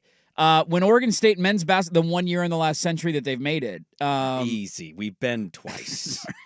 Or where you won a game, so that's the only one where it technically counts that you made it. It's like getting a share. You got to actually win a game. You when know you're there. what? VCU was good that 1 year. How far did you take Oregon State to go that year? They were a 12 seed? They weren't. Yeah, they were a 12. I think I had them probably losing in the second round. See, now how cool would it have been if you would have taken them to the Elite Eight and you could say, see, I told you my Beavs are going to the Elite Eight. Or your bracket's busted because your Ducks lose in the first game today to South Carolina. Not going to happen. Not scared about South Carolina. I picked Colorado to beat Florida. So that means I picked Colorado to beat Boise State yesterday. Do I get is that a point? Because no. I heard Buckley saying this on an update yesterday, and Gramblings won their first tournament game, and I'm like, I don't think that's right, Ryan Buckley. I don't believe those play-ins count as tournament wins, right? I think they do, but we shouldn't count them. It's like the NBA play-in. Like, these don't count. They're not tournament games. No, the play-ins literally don't count for anything. That's what I'm saying. We should try. I think we technically count this as a tournament win. Okay. But what I am okay counting is the losing. So I think now Boise State after last night is like 0-10 all time in the tournament. That I saw that stat going into that game, and that's why I picked against them. They've never won a game. I'm okay counting the losses. Like, that's embarrassing, but a win, it's like, go win another game, and then we'll give you some credit for making it, Colorado. I did see a fun fact because McNeese, there's a lot of like random mid-majors that not any person has watched that they're just picking because it's like, why? Like, I have New Mexico. What do I have New Mexico? Yeah, I have New Mexico in my Sweet 16. What the hell? Why not, dude? They beat Clemson and Baylor in my bracket. Hey, I'm pretty sure they had a decent strength of schedule, so I think I put them. Okay. I'm putting them pretty far as I well. guess. Okay. I have McNeese State in my Sweet 16. Let's do it. Or McNeese. Is it McNeese or McNeese State? It's McNeese State. Okay, I have them beating Samford. Why not? In the second round. Who the hell knows? But I find it funny when we pick these mid-majors we didn't watch a second of, and they're going to go to the Elite Eight this year. And why? I don't know. We brag about it when we get our picks right, and then we want the credit even though we just took a shot in the dark and had our eyes blindfolded. I've told this story before, but it's the year that I stopped like actually caring about filling out brackets. I had a year when I was like 23 that I put like legitimate days into research for this. And I poured over every metric, every number, every stat, every strength of schedule, because I was like, I can figure out who's gonna. I just need to put some time and effort into this, and this is how my mind works. And so I legit sat down and wrote down all these notes on all these different teams, and it's one of the worst brackets that I've ever filled out. It was busted on like day 3 of the tournament. Yeah, and I thought I just wasted a week of my life doing that, and so now you fill it out in 45 seconds. Okay, I challenge you guys. My championship. I'd forgotten what my championship was until right now. My championship game is Iowa State and Marquette. All right, let's get weird. That's unique. I mean, it's a 2 seed against a. I don't make fun of any picks. We do this every year. 2 seeds, two seeds in the championship. There wasn't a top 3 seed in the Final Four last year. I know. And imagine saying that on the opening Thursday of the tournament, like, hey, I'm going to have an 8 seed and a 9 seed in my Final Four. We would have laughed at you. But what will you think if Iowa State really wins the national championship? Because I have them winning it. Let's go Cyclones. That's awesome. Good for Iowa State. Watch like one half of Iowa State Hey, basketball. man. Hey, Fred Hoiberg. The Fighting Fred Hoibergs. Let's go. I think they can do it. No, he's in Nebraska. He's not at Iowa sorry. State. Yeah, They he did fired leave his Iowa ass. State. I don't even know who their coach is. Well, it doesn't matter because better than Hoiberg, that's for sure. No, but that don't seeds TJ Otzelberger. Oh, yeah. don't know who love the hell that Otzelberger. guy That's is. their guy. Yeah, the national champion is what he's going to be. Soon to be. Yeah. Don't seeds kind of start to go out the window, especially after last year's tournament? We saw just Yes. chaos reign, and with the NIL and the transfer portal hitting college basketball as well, guys. Like, seeds don't matter. I would not be surprised to see like a 10 seed in the NCAA final this year. Well, and you got these random stories, too, that linger. Like, one of Kansas's best players is out now, right, for the tournament. Has Injury, yeah. been fully ruled. I picked Samford to beat him. Let's go, because he's out. Why not? Now, they've also kind of sucked this year. They were Kansas terrible in the has. Big 12, yeah. Sure, I'll take your word for it. I also read I think there's like an Illinois player who's under investigation for rape or something like that. Oh, my God. Really? I haven't. I mean, we had the Brandon Miller story last year lingering over the tournament the whole time. Like, there's always something. There's some lingering storyline. Some teams hot, some teams not. It's completely random. Don't make fun of anybody's bracket because it's absolute chaos. I put Illinois in at least, I think, my Elite 8 because They're my Sweet 16. Yeah, my grandpa went there. So I'm like, rest in peace, Papa, Fighting Illini. Let's go. I wanted to go to Illinois in high school. Did you? Yeah, they were one of my 5 schools I really wanted to go to. Darren Williams did it for you? I loved Brown and Williams. They were really fun, but they have a really good Media J school. Yeah, their broadcasting program is like tops. Yeah, and the campus actually looks really cool in Champaign, and I always have an interest in Chicago. I'm just kind of interested in it, but the out-of-state tuition in my grades. Didn't quite coincide. Yeah. As somebody that had a friend that went to a nearby school in Decatur, Illinois, like that would have been a fun time for you. Let me just say, oh my God. Yeah. Southern Illinois colleges, awesome. Having a team that's always on this piece of paper and good is underrated. And I don't have that in my life. You had that one run, though. I still contemplate getting a master's at a university that I just simply choose out of sports fandom. So you can root for a team that wins consistently. Whether that's football in the SEC, online at Alabama University. I'm a Georgia Bulldog now. Barking at me when I come into the studio every day. I don't know, man. I will say this, nobody knows what the hell's going to happen. It's fun. I enjoy these 4 days of the tournament, and then I kind of stop caring unless my team's still in it. Yeah. I'm excited. I hope Oregon wins today. It'll be a lot of fun. I do think if they are able to get through South Carolina, there's a pathway there. Creighton, I don't know much about Creighton, but come on, it's a bunch of white guys from Omaha. We should be able to take them down. Is McDermott still around? Come on. He is. He Dana just signed an Altman against his extension. old team. I like our matchup there. And then if Tennessee even survives to the Sweet 16, they're one of the most fraudulent teams in the tournament every year. Eric Gunderson has Tennessee winning. Oh, get the hell out of here, I Gundy. said Rick Barnes is going to do it, huh? And he goes, finally break through. Finally. Couldn't do it with Kevin Durant, but he's going to do it with this team. Couldn't do it with, who's the bro that plays for the Pistons now that you guys knocked Cade out? Cunningham. Cade Cunningham. You guys took them out in the tournament. People are so anti-Purdue that you're seeing all kinds of wacky things come out of the Midwest. So I don't blame anybody. We got some really good audio from one of the coaches in this tournament. We'll get to that coming up next. We've got Deion Sanders' approach to college football I don't think is going to age very well. Some NFL rules, maybe some NBA, more tourney talk. All of that is ahead. Dirt and Sprague on 1080 The Fan. Now, from the Fan Sports Desk, a Sports Center update on 1080 The Fan. This update is brought to you by Stanford's. This classic American steakhouse is exactly what you've been craving. Visit them in Clackamas, Tannisbourne, or online at stanfords.com. First on The Fan, March Madness officially here. The round of 64 tipping off at 9:15 on CBS. You got 8-seed Mississippi State taking on number 9 Michigan State in the East region. But coming up this afternoon, your 11th seeded Oregon Ducks taking on number 6 South Carolina as 1.5 point underdogs. Coverage getting going right here on the Fan at 12:30 with tip-off set for 1 p.m. You can watch it as well on TNT. In the association, the Los Angeles Clippers handling the Blazers last night, 116-103 the final. Paul George and Kawhi Leonard combining for 51 points. Both teams matching up again at Moda Center tomorrow night. The second official regular season baseball game is in the books as the Padres spank the Dodgers 15-11 in South Korea for this morning's MLB World Tour finale. Jake Cronenworth leading the way for San Diego with a triple and 4 RBIs. Round 1 of the Valspar Championship happening right now down in Palm Harbor, Florida. Your leaderboard has been jumping around a bit, but at this point it is Keith Mitchell and Aaron Baddeley of Australia at 4 under. Looks like Mitchell is through 6 so far. Davis Riley, Cameron Young, and Brendan Todd, as well as Adam Svensson and Mackenzie Hughes, all at 3 under. Davis Riley the farthest along through 9. More sports scores and stories in 30 minutes. I'm Schulte at the 1080 The Fan Sports Desk. Listen live or on demand on the Odyssey app, the Fan's desktop player, or tell your smart speaker to play 1080 The Fan. The original home of the Herd with Colin Cowherd. Weekdays 9 to noon, 1080 The Fan. If the police have officers who specialize in DUI arrests, shouldn't you have a law firm that specializes in DUI defense to help you? This is McDaniel Reynolds with the Reynolds Defense Firm. We specialize in one thing, representing good people who face DUI charges. Did you know that most police agencies have officers who are DUI specialists?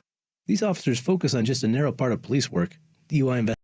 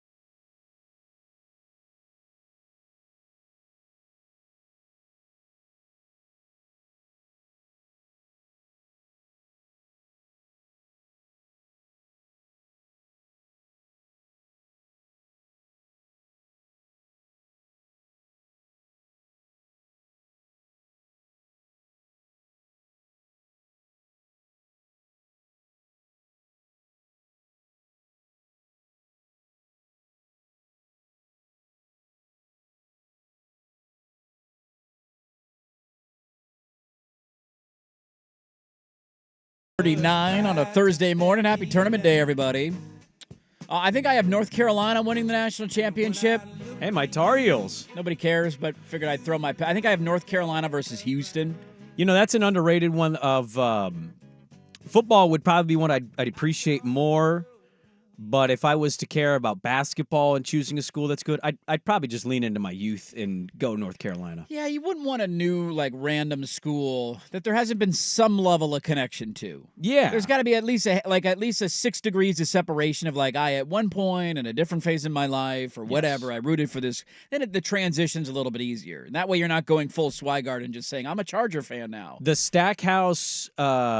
Anton Jameson, Vince Carter era of the Tar Heels. Yes. I loved those teams. Yes. I was a huge fan of those teams. I feel like that's one of those, and I don't know if every rivalry is this way, but in a lot of them, is whether you have a relationship or not, just watching it, you end up falling on one side or the other. You do. do You not? I've been saying this since I started at the Fan. You have a favorite everything when you break it down. Yes. So if you're Duke and North Carolina, nobody roots for both of them. No. You might kind of not like either of them, but when they're playing, there's one side that you're going to root for. And it's never Duke. You never choose Duke. Duke is never the answer. What, do you want to trip people? Any of your problems.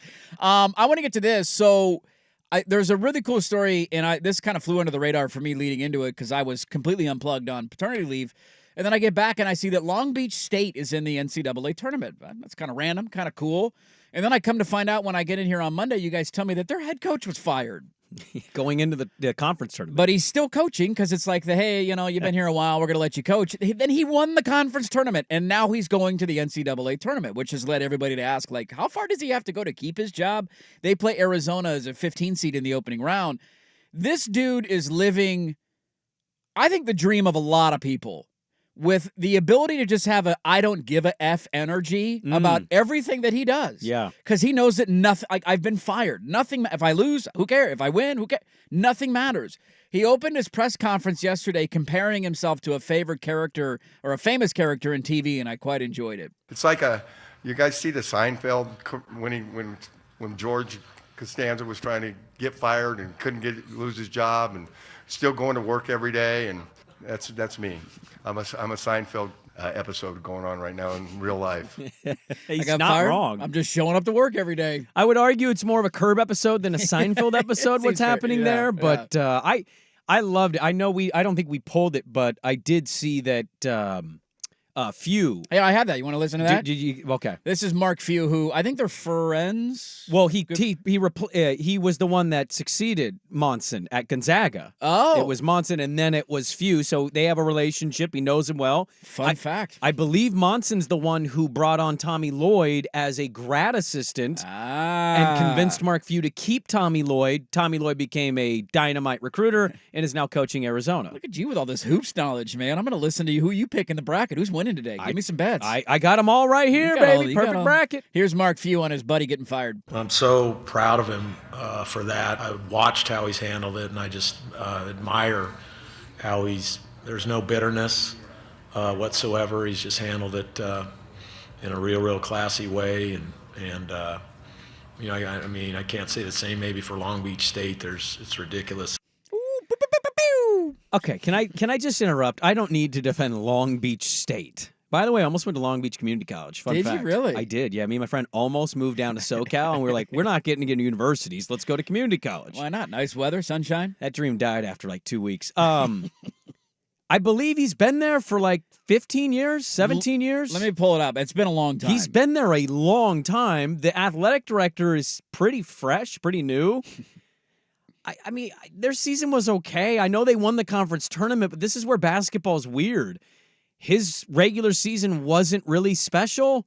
They were middle of the road in that conference, and they rode a heater and won the crown. It's college basketball has got to be a very difficult thing to evaluate coaching with when these things happen. I don't think we need to destroy Long Beach State for making a coaching change. By the way, Monson's got grown-ass kids. This guy's not young. No. And when you've been there that long, and maybe it has grown a little stale, and there's a new athletic director, Mark Few's defending a friend, and I can respect that. But I'll step in here and say, maybe he's not the most amazing coach anymore, and they were kind of middle of the road. Is it really that controversial to start over? He has been there since 2007. Okay, it's 2024, so he's been there So, 17 years. 17 years. They're not going to beat Arizona, by the way. They're probably going to get housed by 20. Arizona's pissed off. Well, it is Arizona. Let's remember that. Let's not give Arizona too much credit Well, here. and Tommy Lloyd knows the coach, so there's going to be a sentimental moment, but they're probably going to get housed. And then what are we saying? How dare Long Beach State? He went to the tournament in 2011, 2012. They won their conference, the Big West Conference. Outside of that, this is his only other tournament appearance. He went to the NIT a couple of times. And really outside of 21-22, they were above 500 that year, and I guess a game above 500 last year as well. But there was 15-19, 15-18, 15-19, 11-21, 6-12 in the COVID year. It's middle of the road. Like, do you just want to keep being middle of the road because a guy's been there for so long? His record at Long Beach State in 17 years is 275 and 272. He's 3 games above 500. I do commend him, though, on the other side of that. He has had a lot of fun with this, and I'd be doing the same thing if I was in that position. I mean, how do you not? He's actually been really honest and open about some of the financial stuff, too, like health insurance and, like, I don't know, I'm going to pay my mortgage. Like, I think he's making good money, but not to the level of some of these big-time college. He's at Long Beach State, for heaven's sake. Yeah, he's right? probably making, what do you think he's making, $250 a year? $180 a year? Half a mil max, probably under that. Yeah. It's not as much, and I know that sounds like a lot. That sounds like a lot of money to me, but we would take that in a heartbeat. But it's not always that way. He's got kids and all that stuff. So Usually you get taxed at 50% there too. I Yeah. love everyone's. Oh, you're making a ton of money. It's like, no, you guys, we don't get 50% tax out of my like $40,000 paltry salary or whatever the hell I make. No. They're paying at least half their money to the government. Yeah. So he's. At our end of the season team party, Dirt, we were at a parent's house, and I was talking to another dad, and I said, the dream is to coach college basketball and get fired on a buyout. Give me that dream all day.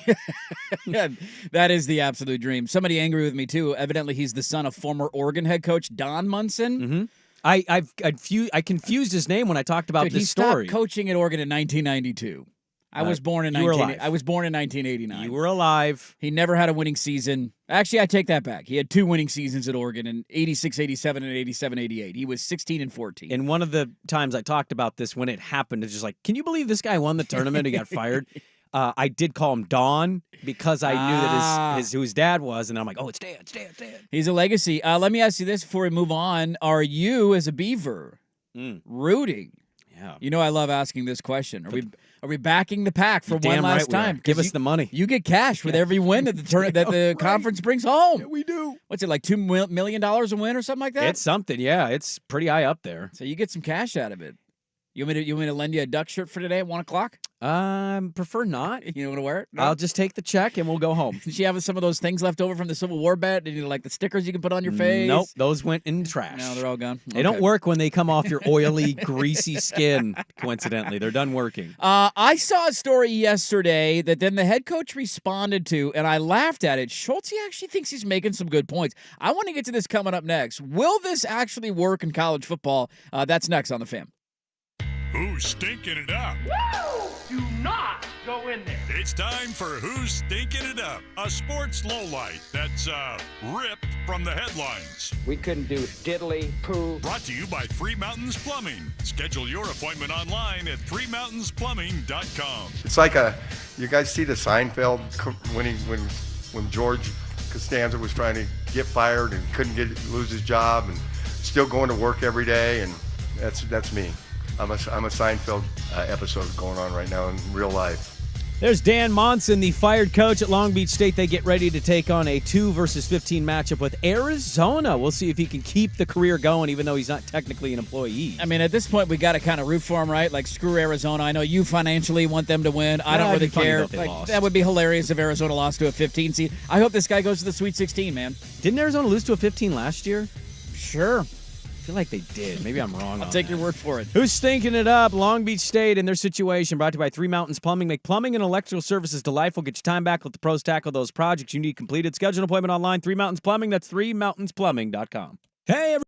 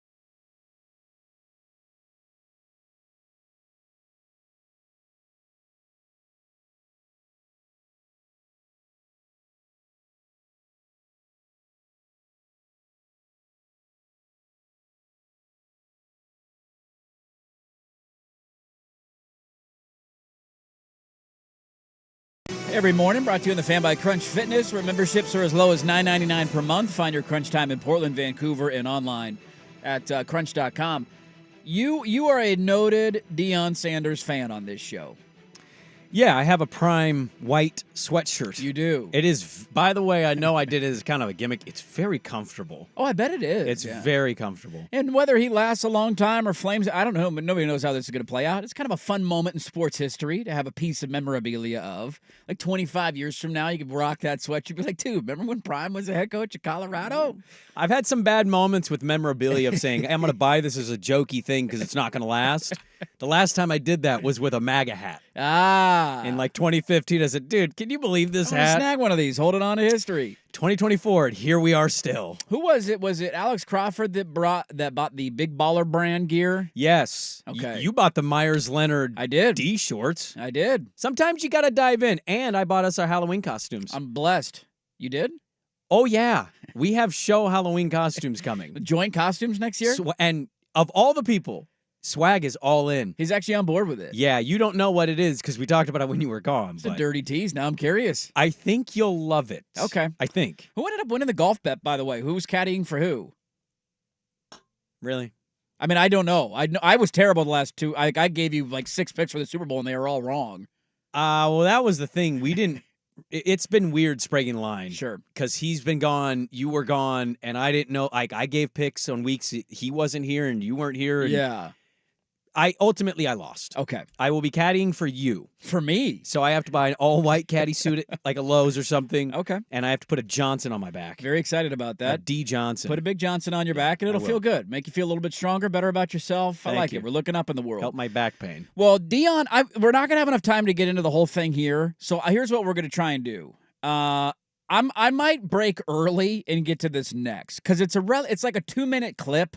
Okay, well, if you're going to do it on the other side, can I just highlight the tourney thing? Yeah, go for it. Chuck pointed this out to me during the break, and I thought I had read this yesterday. 11 is the new 12.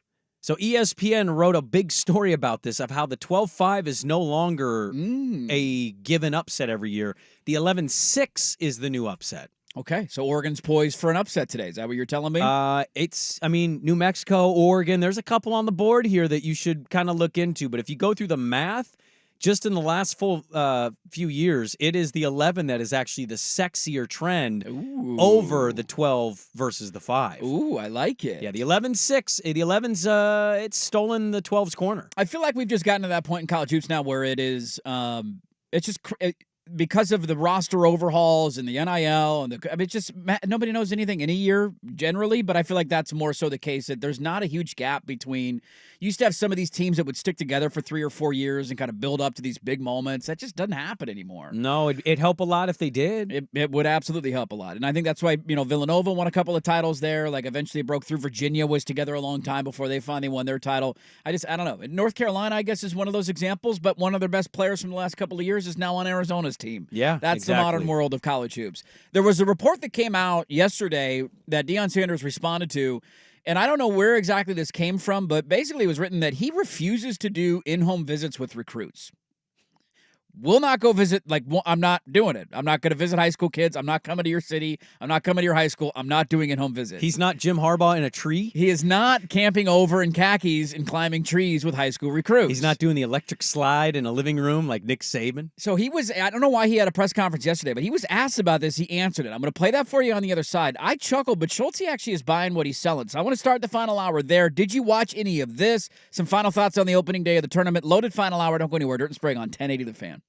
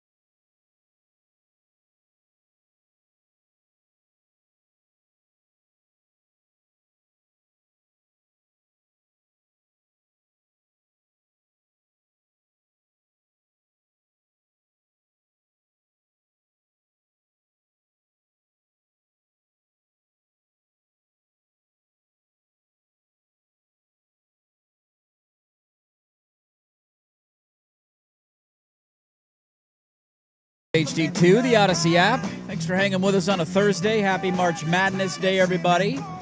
Begins right after we get off the air, right? First game up at 9:05, I think. Yes, sir.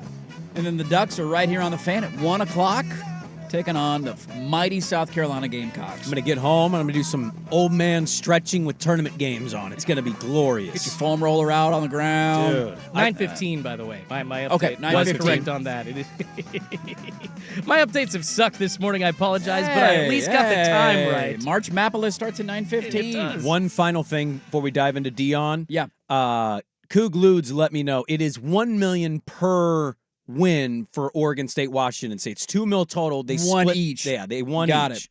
Yeah. So you have, and Washington State can have a hand in this because they're in the tournament. We need deep runs from Zona, Wazoo, Oregon, Colorado. Yes, that's it. Four. Okay, let's get to this. So I teased it in the last segment. I saw this yesterday, and I was like, oh, is that could this work? He's different, he's unique, but could this possibly work?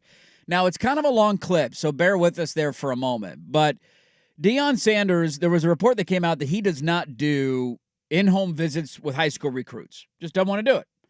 For whatever reason, nobody knew at the time. He doesn't want to do it. So he had a press conference and he was asked, like, yo, you, like, huh? I think he actually might even have done it in his opening segment, like just sat down and said, hey, I saw the report. Let me get to the bottom of it.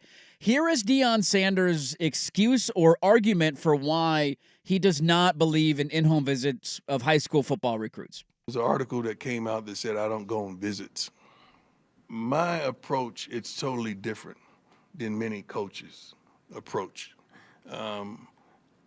Sometimes I'm a businessman as well, so I try to save our university money every darn chance I get. So for me to go to, let's just say I'm going to Florida and I'm visiting whatever school, IMG. You don't think those coaches going to be a little upset if I don't come by the school down the street? You don't think it's going to be pandemonium if I'm going to get naysayed if I don't go another 45 minutes? Then if I go to that one, then I go, well, I didn't come to that school. Now the coach is mad, so he's not going to let the kid come because he's mad because I chose that, go to that school over that school. See, other coaches, they could do that, but I can't. And I've really pretty much done a personal survey. I really, truly, in all my heart, believe that parents don't want me at their house. They want to come see my house. They want to see how I live, how I get down. They want to see what I got going on, what God has done in my life. I know when I was in college, I did not want Bobby Bowden in my house because I knew after 7 o'clock it was going to be rats and roaches on parade doing their thing. So that was just straight up, honestly. I didn't. So that never transpired. That never happened for me. And we target mostly guys that's in the portal. When do you make visits to portal guys' homes? Anybody do that? Do they do that? I don't do. Anybody? Have you guys heard of that? I don't. I think when a guy is in his 20s and he has 1 or 2 more shots, he don't give a darn about the picture. He don't give a darn about the parade that you want to take him on. He wants to know, okay, how are you going to use me? How can you help me get to the league? And what am I going to get paid? That's it. That's the world we live in now.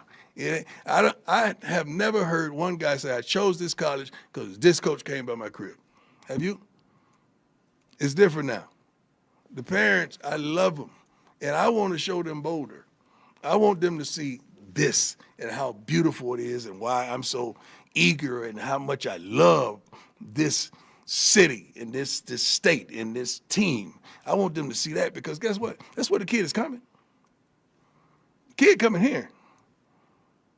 Going there is just showcase for me. That's just blowing money. Just blowing a bag. Don't make sense. And I can't do the things other coaches can do. You know why? I'm Coach Prime. What do we? I saw this yesterday and I was cracking up. I was like, first off, that's a hilarious answer. They want to see how I'm living. They don't want me to see how they're living, which is like, oh, okay. Can this possibly work? He is unique. He is Deion. He is different than any other coach in college football. Well, work in what way? Can he recruit at a high level in high school football without visiting kids in their house? We have no evidence that he recruits at a high level in high school. No, we don't. He had Travis Hunter, who he got as a 5-star at Jackson State. I'm not counting his kid because we've seen the Nepo babies all over America in sports. So Hunter and what? And at Colorado, didn't he have that 5-star offensive lineman out of high school commit on first take? And Jordan then Seaton, yeah. The next day, the kid he flipped his commitment or whatever. He ended up committing. Okay. Yeah, God, but these kids. He committed on Undisputed with Skip Bayless, and then spent the next 3 weeks taking visits and almost flipped to different schools, and then ended up signing with Colorado. So outside of 2. He has no real track record of success in high school, and he admitted in that piece right there, that cut, I'm a portal guy. Look, is this going to work? Well, it would depend on what way you're asking, like winning a title, going to a playoff, winning the Big 12. I don't know. I tend to believe Colorado's not winning the national championship. I've seen no evidence that that program's going to take that kind of step. Winning their conference, Kyle Whittingham exists, so until I see that not happen anymore, I'm going to take Utah almost every year. Oklahoma State's a good program. Oklahoma State's not bad. They're up and down, right? Maybe Cincinnati will get it figured out, whatever. BYU, I don't know, but I don't have a lot of faith there either. He's a portal coach. He's point blank telling you, I don't recruit in high school. It has nothing to do. The funny thing about that clip is I can't do that. Other coaches can. Nick Saban did it. Right. I know you're Deion Sanders and you did things in football itself, but Nick Saban is just as big a name of you, if not even bigger, in the last 20 years. So you don't think coaches are going to get upset if he visits a different school down the road but doesn't visit our school, and also, now we're not going to send kids to your school? Imagine the pandemonium he sends if Prime walks in on the sidelines of a game on Friday night. He'll have security, you won't get near him. But damn it if the crowd won't go crazy, and what that means to the players. He's a portal coach. He's not a high school recruiting coach. There's no evidence that he's a recruiting coach in high school. So he's basically telling you, I don't care. And oh, by the way, the other part of this that kind of defends Prime, they probably don't have the resources to get the top end 4 or 5 stars. I don't mean that to sound like an excuse, but they just don't. So I think he puts most of his energy into the portal. They signed 21 commits in the last high school recruiting cycle, and they ended up with the 30th overall ranked recruiting class in the country. That's not awful, but it's not what you need to win. A lot of it, too, is weighted because, your ranking is based on the level of player that you go get, and so getting a 5-star kid elevates them a ton. So the Jordan Seaton signing of that 5-star offensive lineman, without him, you're probably somewhere in the 45 to 50 range. And maybe he ends up being a great player and sticks around. We'll see. The whole thing of when he signed and then maybe signed elsewhere was very, very, very, very strange. I thought it was fascinating to hear him hear an answer on this because he clearly was upset about the article. The other thing that I saw, now I don't know this, I have not read his contract. This was just being circulated yesterday, but there were people saying that in his contract, the recruiting budget is also tied to his base salary. In essence of whatever they don't spend of their recruiting budget, Deion Sanders takes home. Yeah, I was gonna say, I hope that's real. So if that's where, because I hear this and I'm like, all right, it's Deion. All right, whatever, I get it. You want them to come to your school, you're different. You're right. He's more of a portal guy, and you're not really doing in-home visits for the portal. It's guys who are veterans. They've been around for a while.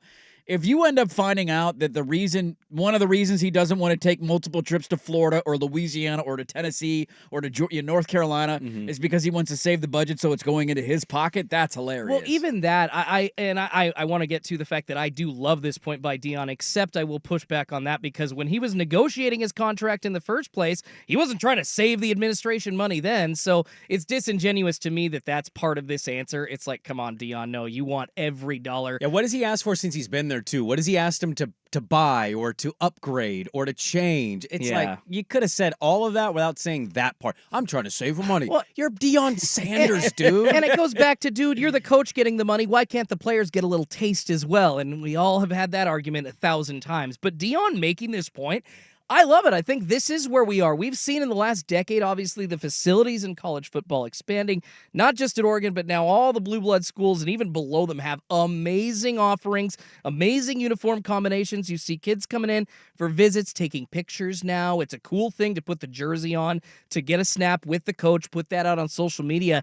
I feel like we really are moving towards that. There's no reason for a Dan Lanning, for a Deion Sanders, for a Nick Saban or a Kalen DeBoer to go to a house. You've got everything you need right here. See, that's where I disagree with you. Okay, I don't see it. You want to get the 5-star. Don't you want the stud quarterback out of high school or the running back or the defensive lineman? Don't you want the 5-star out of high school? For a lot of these kids, too, like a main influence on them, not for everybody, because everybody comes from a different background, financially, family-wise, whatever. But for a lot of them, convincing the parents or family members is one of the biggest aspects of signing a kid and saying, hey, trust me with your kid for the next 2, 3, 4 years, however long it's going to be. You're recruiting the parents. You're recruiting the more than you parents are or the kid. grandparents Yeah. or the uncles. And so I think that's the one where like maybe some people, as he said, he didn't come from a great financial situation. He was embarrassed of his home life. So he didn't want Bobby Bowden coming to his house. Like, I'm sure there are some kids out there that are like that. But I also know that there's going to be a lot of parents out there that are like, I want you to come sit at my dinner table and I want to have a face-to-face conversation with you on my turf about your philosophies and the way that you're going to handle the next couple of years. But isn't that a little disingenuous on the coach's part? Because we all know they're giving coach speak, doing whatever they have to say to get what they need. Cush-lash.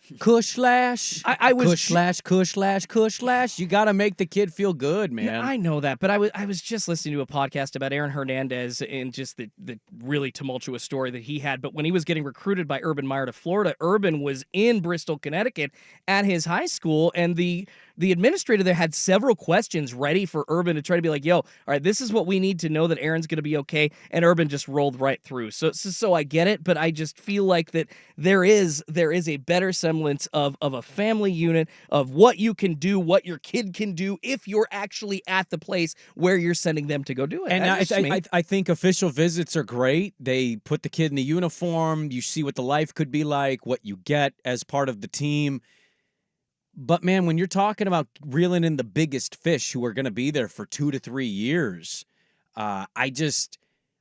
why would you not just go to that? The track record actually argues against you, Schultze. TCU is kind of the standalone portal example where it's like, hey, that team got to the title game. Yeah, a lot of portal guys. They're not a high-level recruiter. History of that sport says you have to care about high school. Me and Dirt have debated where the portal ranks compared to high school recruiting. I think that they're kind of gaining steam to be even, but it still points to you have to care about high school recruiting. You cannot be successful at the top end of that sport without caring. And if Dan Lanning and Kirby Smart and Brian Kelly and you fill in the net, Ryan Day, whoever goes to these kids' houses, and Deion's like, nah, you care about me more. Yeah, those guys are taking the extra steps, and they're ahead of you in recruiting. I just think the history suggests you got to care about it. When you don't care, you're only going to get so far with the portal. I mean, money might be the most important thing in recruiting. Probably is the most important thing in recruiting, and what are you going to pay a kid through NIL and all that. I also know, like, we all are humans, and we want to feel wanted, and we want to feel loved, and we want to feel respected and appreciated. Like, I remember the Jabbar Muhammad recruitment. He's a transfer portal guy from Washington, ended up picking Oregon. I'm sure Oregon was the highest bidder, but are we going to pretend like Alabama didn't have a war chest to go after him, or Texas didn't have a war chest? Like, of course these other schools have money, and he said one of the biggest differences was that Dan Lanning was relentless, like, did not stop texting or calling Text him every day. Every single day, and there's a different aspect to it. This is, I think, the larger thing that I wanted to bring up here, and who knows, maybe this is like his kid has one more year left in college, and then he's gone from Colorado, and that was it. Like, hey, what a fun 2-year experience of Deion Sanders. I think this is where it's stories like this that come out that I'm like, I just have a hard time taking it seriously. Like, if you're not, like, a lot of it to me last year felt like a promotional tour, and it's a documentary, and let's put it on Amazon, and that's, here's all your YouTube videos and that. I don't mind. You want to document stuff, that's fine. But in order to win at the highest level, or to be consistently good at the highest level in this sport, it takes a relentless work ethic. It does. Like, it's 22-hour days. Yep. It's miserable lifestyle, and that's why a lot of coaches are leaving and going to the NFL. But it's like, you're going to tell me you think you can win at a consistent level without caring about in-home visits? Maybe Schulte's right, and they're not as important potentially as they used to be. But yeah. I still think they're important, and Yeah. it has to be a cohesive strategy of bring them on campus, call them every day, you visit in home. Like it has to, the NIL, it has to be a total package kind of thing. And you're never going to build depth. You're never going to build the kind of roster that you need by just saying, let's go get 10, 11, 15 guys out of the portal and not really take high school football recruiting that seriously. What do you think the standard is for him at Colorado? They won 4 games last year. They won 4, and as much fun as I had with it and enjoyed seeing their start. It was 3-0, and then 1-8 to finish. Well, he was dancing all over the world when they beat TCU. I heard that bull junk. Yeah. And they won 3 more games after that and got absolutely obliterated by Oregon. And Washington State, I think, was one of their. That was a game at the end of the year. It's like 60-0. They got housed, and that was a bad Wazoo team. Yeah. You can't just come in and be 6 wins. That if you think you're truly amongst the best, and he clearly does, you need to be competing to win the Big 12, and you need to be in the playoff. Now, if his grand plan is get Shedeur good, go to the draft, and then get the hell out of Boulder and go to the place I want to go, whether that's Florida or wherever, then largely none of this really matters. It's just I'm biding my time before I go to the place. Yeah. But I'm kind of with you here. I love it. I think he's good for the sport. Oh, absolutely. You're not going to achieve success if you're not willing to put it in. Dan Lanning is an example I would use. He is an absolute psychopath. Yeah. You have to be good in this sport. Kirby Smart is going to outwork you, and he has multiple national championships. If your level is not that level, you're not going to win. You're going to win, but you're not going to win enough to where people see your name and associate it with top end of that sport. Yeah. Interesting stuff. Deion Sanders defending his not doing in-home visits with high school football recruits. And Schulte's picking up what he's putting down. He's a prime guy over there. Look at you becoming a prime guy now. I mean, I just know the world we live in, and he made the point. Guys, what do these kids care about most of all? Money. It's like, how do you make somebody feel valued? Here's a bunch of money. You don't have to sit in their living room to tell them that. You can meet on Zoom, or you can bring them out to your stadium, be like, we got $3 million for you, kid. That's how much I want you. Yeah. That's literally all that needs to be said. How many national championships have been won by a top 30 recruiter? And that was my whole point with Washington and Kalen DeBoer is how can you do this consistently Yeah, you need to be recruiting in the at top the 10. 25 to 35 range? It has to be a little bit higher than that. I'm so glad, though, that he's careful about saving the university money. So if they do win like 8 or 9 games this year, he'll turn down a contract extension. No bonuses for him, No right? bonuses and no contract because he wants to save the university. He's a businessman. He wants to save them money. So he's clear. Like if they offer him $9 million, he's going to turn it down. Be careful. He's listening to the show. He hears this bull junk you're saying. Can I start saying Dern, or is that a Deion thing? Can I say Dern? However you feel about him, we can all agree on this. He is delightful to listen to. Absolutely He delightful. loves himself. He always has a defense for things. He'll say the outlandish thing that most coaches won't. It's great. You know what? I care about the company saving money. I'm a businessman, That's guys. right. I'm So gonna the turn next out. time I got to drive down to Eugene, I'm going to do it on my own. That's dime. right. Save the company money. There you go, Schulte. Hey, did you watch the Dern game last night? Next, first year Schulte was. No, that's not now, but we'll be back after this. The best basketball.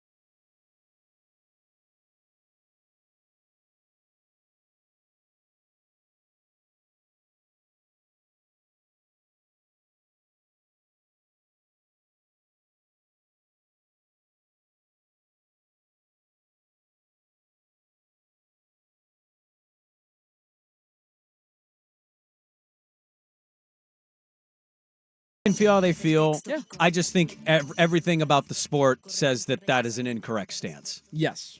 If you want to win at the highest level. If Lanning had the same stance, I'm not going to visit that kid in his house. I don't think Schultze's sitting there with the same kind of take. I don't think anybody is. I think everybody's like, "What? Yeah. You got to recruit. You got to out-recruit these guys to win. You got to outwork them, man. You got to have feet on the pavement. Is that what they say? Is that a saying? Feet on the pavement? I mean, if I'm the kid, of course, sitting in front of a famous coach in my house, like that alone, of course, that's great. But if you talk about that in a vacuum as opposed to in the current landscape of college football that we're in the NIL world, I get it. It's all kind of a collective now. Like, there's like 6 things that go into getting a kid, and now money's one of them. But I do feel like that money is the most important thing, and that speaks above anything else. But right now. You might not be wrong there. And maybe this is a age thing here. This is where I think it's different. Let's put yourself in the position of you're a top-end athlete in any sport. I'll never forget seeing Mike Krzyzewski walk into an Oregon high school, and that you cannot match that. Oh, my It's Coach K. God. Coach K is here. Like imagine you're playing, like I went to Park Rose. If we're playing Centennial and a Dan Lanning or a Kalen DeBoer, somebody walks on your sideline to come watch you. You're showing out. Woo-wee. Going to get you all juiced up for sure. Yes. A couple of thoughts of the Vancouver Ford text. I want to read these quickly. Somebody said, how many players and parents is he actually having at his house, though? I bet not many. Like, is every recruit that comes to Boulder getting an at-home dinner with Deion Sanders and his family? I would hope so. Or are we just doing the 5 stars? Are we just doing the big kids? Like, is every 3-star? There's a lot. I mean, I'm catering for them all. Like, I would too. But is Deion Sanders doing that? I hope he is. He He better around be. Yeah. Somebody said, I want to feel needed and respected at work. They show it with a pizza party. I'd feel more loved by getting a raise. It's all about the money. That kind of backs up Schulte's point. Yeah, but we know not everybody's getting that money. We think they are, but they're not. Yes. Somebody said to me, he's saying you care more about me than I care about you. That's kind of how I view it, Not too. sure that's great. Another one, this is this Deion thing is arrogance. He thinks that the kids will just come to him. Yes. And that's false. That's kind of what he's banking on. Like, hey, I'm prime. I'm different. You're going to come sign with me. My thing with the money stuff, and I always bring this up, everybody's got some money to spend. Like, we always act like there's only one school that spends for recruits or 2 schools. Like, Tennessee's in trouble now, or not really because the NCAA backed down. Everybody's offering some level of money, right, in NIL. So if there's like I offer you $750,000, but I don't give you an in-home visit, and another school offers you $675,000, but I'm at your house twice during the off season, getting to know your family, knowing your siblings' names, knowing your animal's name. Like, does that weigh on a kid? Yes, it does. And it's going to make me feel more wanted. Right? And maybe there's some kids out there that say, I don't care if you, like, I just want the highest bidder, and, I know, and I'm going to exists. sign that check. Yes. Of course that exists, but this idea that that's the only thing that matters in recruiting is what I still push back against. I think we know why he doesn't go visit kids' high schools. It's the same thing that would leave me, if I was ever a coach at that level, not wanting to do the same thing. Yeah. I don't want to eat your mom's cooking. It might be awful, and I'm going to have to lie, and I'm not good at lying about bad food. I was actually thinking of that. Is there like a line that a coach has, like, guys, I appreciate it. Let's do all this, but I'm fighting some indigestion tonight, so you can't. So no you have to food. eat, dude. You have to You do it. have to fake You do. something. Yes. Yeah. And like, there are certain foods I cannot eat them, and if you make it, I'm either gonna have to be straight up honest with you, like I hate this dish. You're not signing that, recruit. Probably not. It's like, I might as well just leave now. Yes. You made some weird fish that smells funky. I'm out. I'm not doing this. This is a real thing. There are coaches that definitely go, let's just do pizza. Let's just make it easy. Just go. Hey, I'll bring the food. I'll bring the dinner tonight. Yeah, somebody's saying, and I agree with this too. Like, if Prime does an in-home visit, it's a much bigger deal, maybe even more. Like Deion Sanders sitting in your living room hanging out. I guess it's Deion right there. So I don't know. It's interesting. We'll see how it works out. Did we watch a nanosecond, a millisecond, or a full second of the Blazers 116-103 loss last night? As a co-host of a Blazer podcast, I'm going to say something out loud. Let's be in the trust tree here. Here's the situation. Only clip I saw was James Harden playing defense on his own teammate after passing him the ball because the Blazers had no idea where they were and what they were doing. They were so bad defensively, he thought that I'm going to help you out a little bit here. James Harden passed to Kawhi in the corner, and James Harden then proceeded to close out on Kawhi. And if you rewatch the clip, James Harden choosing to play defense on his teammate makes Delano Banton go, oh, yeah, there is somebody over there. I'm also going to run out. It's one of the worst moments for the Blazers in quite some time. And I'm also saying this because I didn't watch a second of this game. And God bless the people that do. I know Danny did, but for the first time all year, I didn't catch a second of it. And I have no regrets. No regrets, not a single letter. No regrets. I mean, I'm there. I've been there for a while now. You and a lot of people. I heard about this a lot when you were gone, so it made it a little more difficult. Who cares? Nobody's watching. I mean, they're 19-50, dude. Yeah, we know Chauncey can't coach defense. Like we're seeing the world that we hoped wouldn't happen actually be laid out before us. Oh no, Chauncey Billups can't develop a young team. He was brought in to take a Damian Lillard-led team to the playoffs, and now here in the deep development dog days of the season, we're not actually seeing any development. Not a lot of dominating in that game either, by the way. No, he has been good as of late. I mean, I would ask this question of just like, we all knew that they were going to suck this year.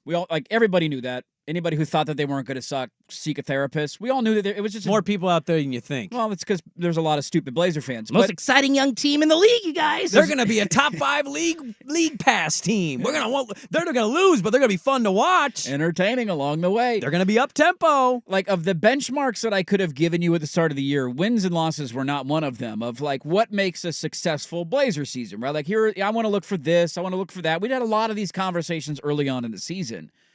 How many of those have happened? Like, DeAndre Ayton has been playing. I'll give him credit, dude. I was hard on him early in the year. I thought he was making way too much money. I still kind of feel that way.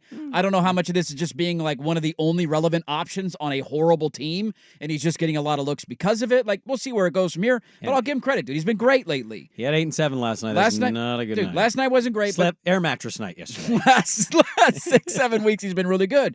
But like the other benchmarks you wanted to see is Anthony Simons that guy?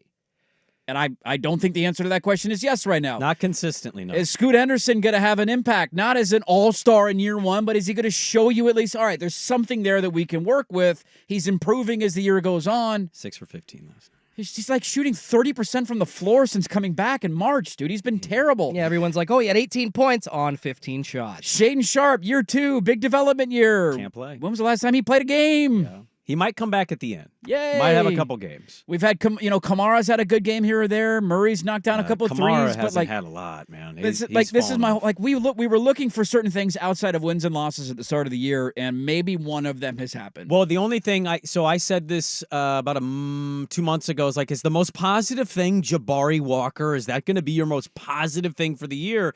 And I would say since then, no, it's Ant and Ayton have had some moments. They haven't won games, but they've had moments. And, I don't know if this is a good thing, but it might be the most positive takeaway from the season. Because in these seasons, you're just looking for something to latch on to. Give me a glimmer of hope. Delano Banton, he's your glimmer. Seriously, since they acquired him, he's actually had, 80-85% good games as opposed to crappy Somebody's got to score on but this team. scoring 20-some points. I think their unfortunate positive thing is that Ant and DA have been their best thing, but they're not the direction. Yeah, they're the stopgap. Maybe DA will be long term. He's still a young guy, and I know they want to try to go all of next year with Ant and Scoot again before they finally make that decision. We'll see if Ant lets them do that. Yay! But what happens if that is, and then Scoot doesn't play well next year? That's why, when we highlight this stuff, I sound like a bummer, Brandon, and I totally get it. You don't always just get out of the rebuild in 2-3 years and it goes well. You're not all OKC. You're going to be a little Minnesota. You're going to be a Sacramento, maybe a Pistons. You're down there with the Pistons and the Hornets and the Spurs. That's you. You can say, well, I don't want to be them. You are them. Yeah. You're going to be in the top 5 lottery odds. What are we talking about? This is year 3 of a tank, man. Next year's going to be year 4. The year after that will be year 5. The year after that will be year 6. Year 3 of losing, year 1 of a tank. See, it's not. It's not. They sat everybody 2 years ago. They made Dame get surgery. They have been tanking for 3 years. They didn't set out 3 years ago to tank, but by halfway through the year, they pulled the plug and tanked. Because we had a G League roster for the last 2 months of the season. This is year 3. What I'll say is I'm keeping eyes on things, okay? I'm starting to keep an eye on things. Is Anthony Simons just totally cool being on the crappiest of teams in the West? Because I don't think the Spurs will be that next year. So right now, looking at you, Blazers, I don't know about that.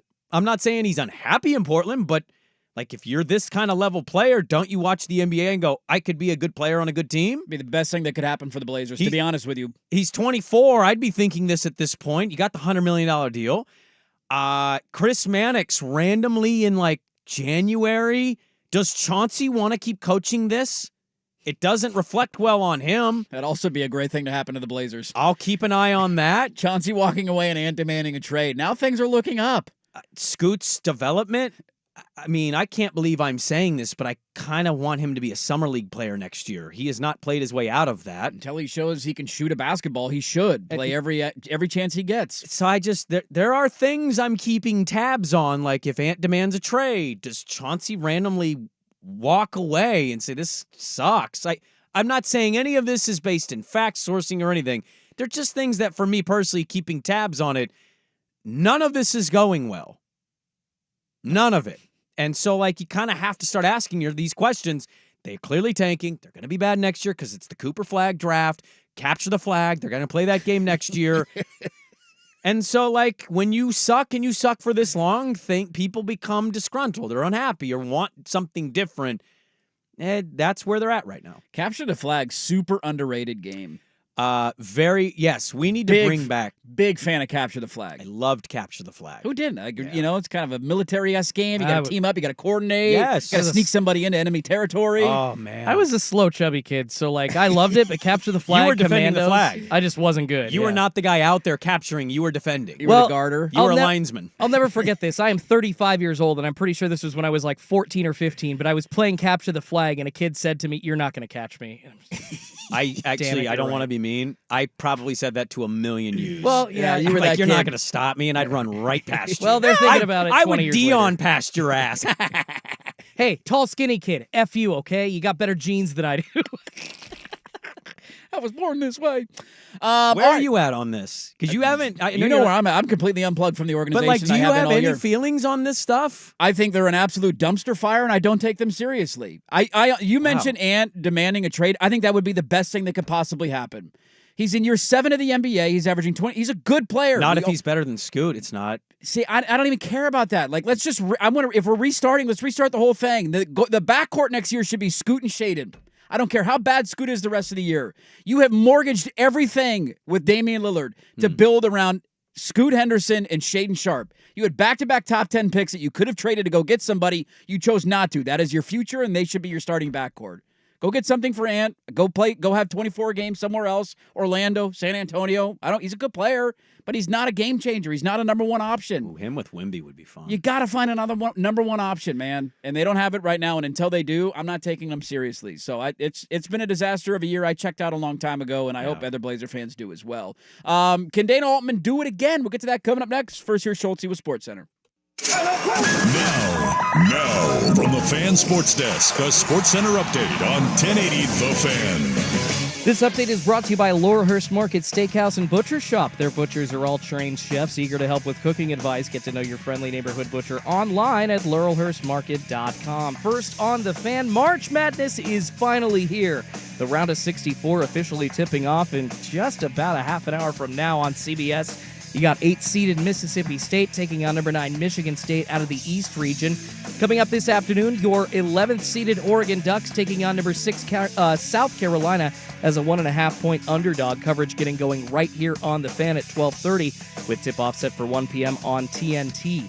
In the association, the Los Angeles Clippers handling the Blazers last night. 116-103 the final. Paul George and Kawhi Leonard combining for 51. Scoot Henderson scored 18 for Portland. Both teams matching up again at Moda Center tomorrow night. The second official regular season baseball game is in the books. The Padres spanked the Dodgers 15-11 in South Korea this morning for the MLB World Tour finale. Jake Cronenworth leading the way for San Diego with a triple and 4 RBIs. And round 1 of the Valspar Championship happening right now down in Palm Harbor, Florida. Your leader, Keith Mitchell, through 10 holes, 6 under par. Mackenzie Hughes, he's nipping at his heels, also through 10 at 5 under. More sports scores and stories in 30 minutes. I'm Schulte at the 1080 The Fan Sports Desk. Listen live or on demand on the Odyssey app, the Fan's desktop player, or tell your smart speaker to play 1080 The Fan. If you can't find the humor in today's NBA, you're doing it wrong. Heat Check with Trista Crick on the Odyssey app or wherever you get your podcasts. Swag back with you for my friends at Les Schwab to tell you when.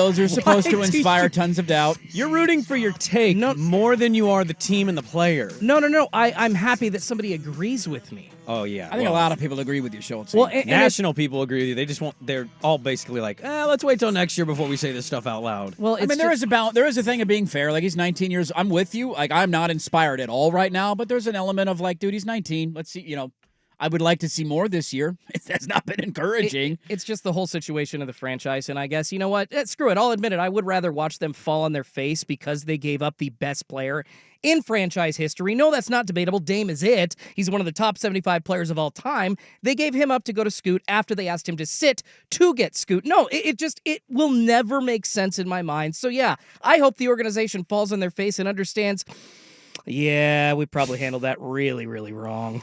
I mean, all your eggs are in the Shaden and Scoot basket. You mortgaged the Dame future for those two guys. Are they? Or could you pivot out?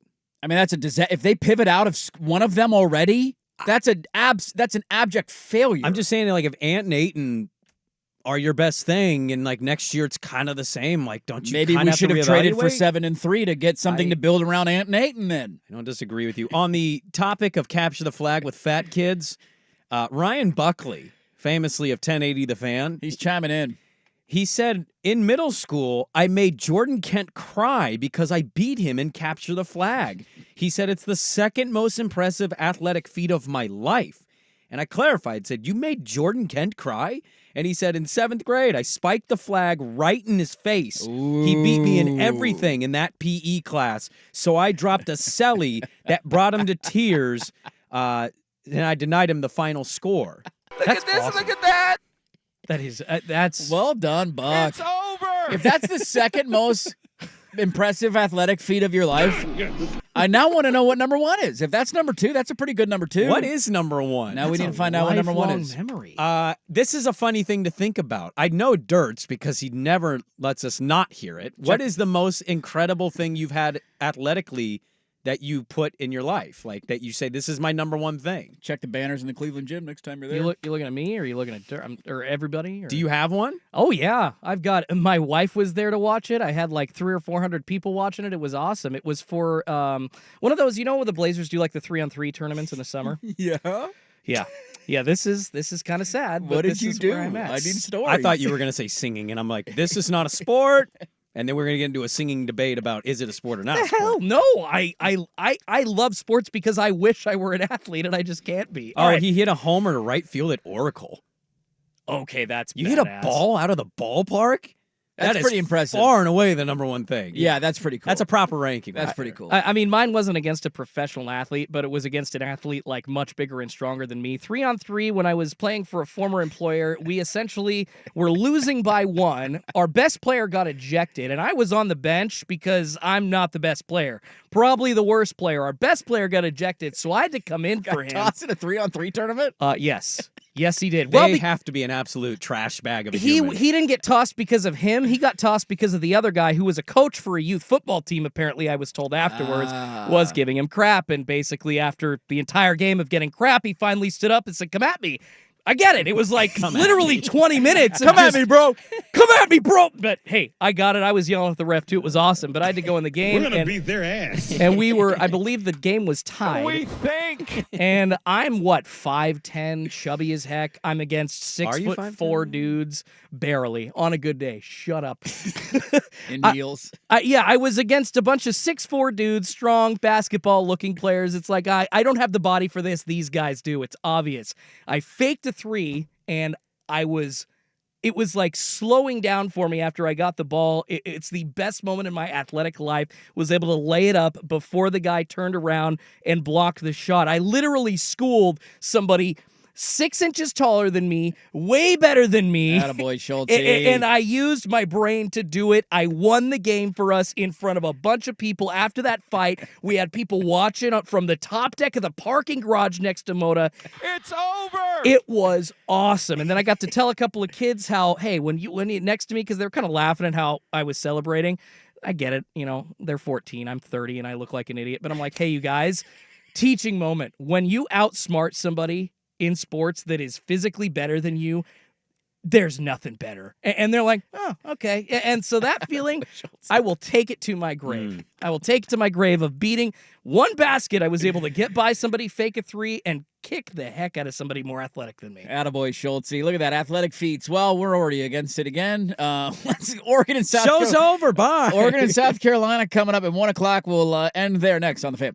The Herd with Colin Cowherd.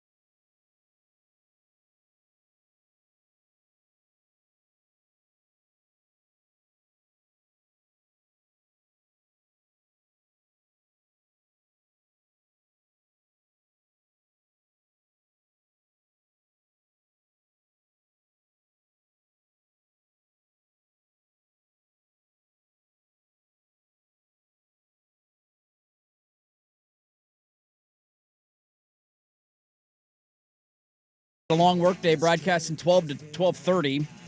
Get a hotel room out of 30 minutes of work. What a life. What a day, What dude. a day. Jealous of those bastards. Honestly, it would be the least serious show I've ever done in my life if we were doing it, and I would contemplate dropping back a few and then going on air. It starts at 9:15. You're on for 30 minutes. You can't keep it together for 30 minutes? It's a good point. Oregon, South Carolina, 1 o'clock, right here on the Fan. Pregame will begin at 12:30. Does Oregon win? Do we get a round of 32 game on Saturday? I do declare. You declare? My Beavers are getting $1 million with that Duck win, baby. $1 million richer? Get that Pac 2 money. Here's a good question. After today and tomorrow, how many $1 million will Oregon State have? You got four. You think $4 all million. of them win? I have all of them winning. Arizona wins, Colorado No. wins, Washington State wins, and Oregon wins? Coincidentally, I had the Cougs losing to Drake. Oh. I saw Drake play Kareem Abdul-Jabbar in their Yeah. conference title game. I'm bummed he didn't make the tournament. They should have got in. They were a really good team, Indiana State. Glad Virginia got in. That was Yeah. fun to watch. Yep. Well, there you go. Hey, everybody, enjoy the opening round of the NCAA tournament. It begins, and don't forget to head out to Fan Madness at Day this afternoon. That will do it for us. Thanks so much for being a part of our Thursday. If you missed the show, go check the podcast, 1080thefan.com, at Dirt and Sprague, at 1080thefan on Twitter, and make sure to subscribe to the YouTube page. Thanks, everybody, for watching. We'll talk to you tomorrow at 6 a.m. Calling us next. Listening to 1080 The Fan.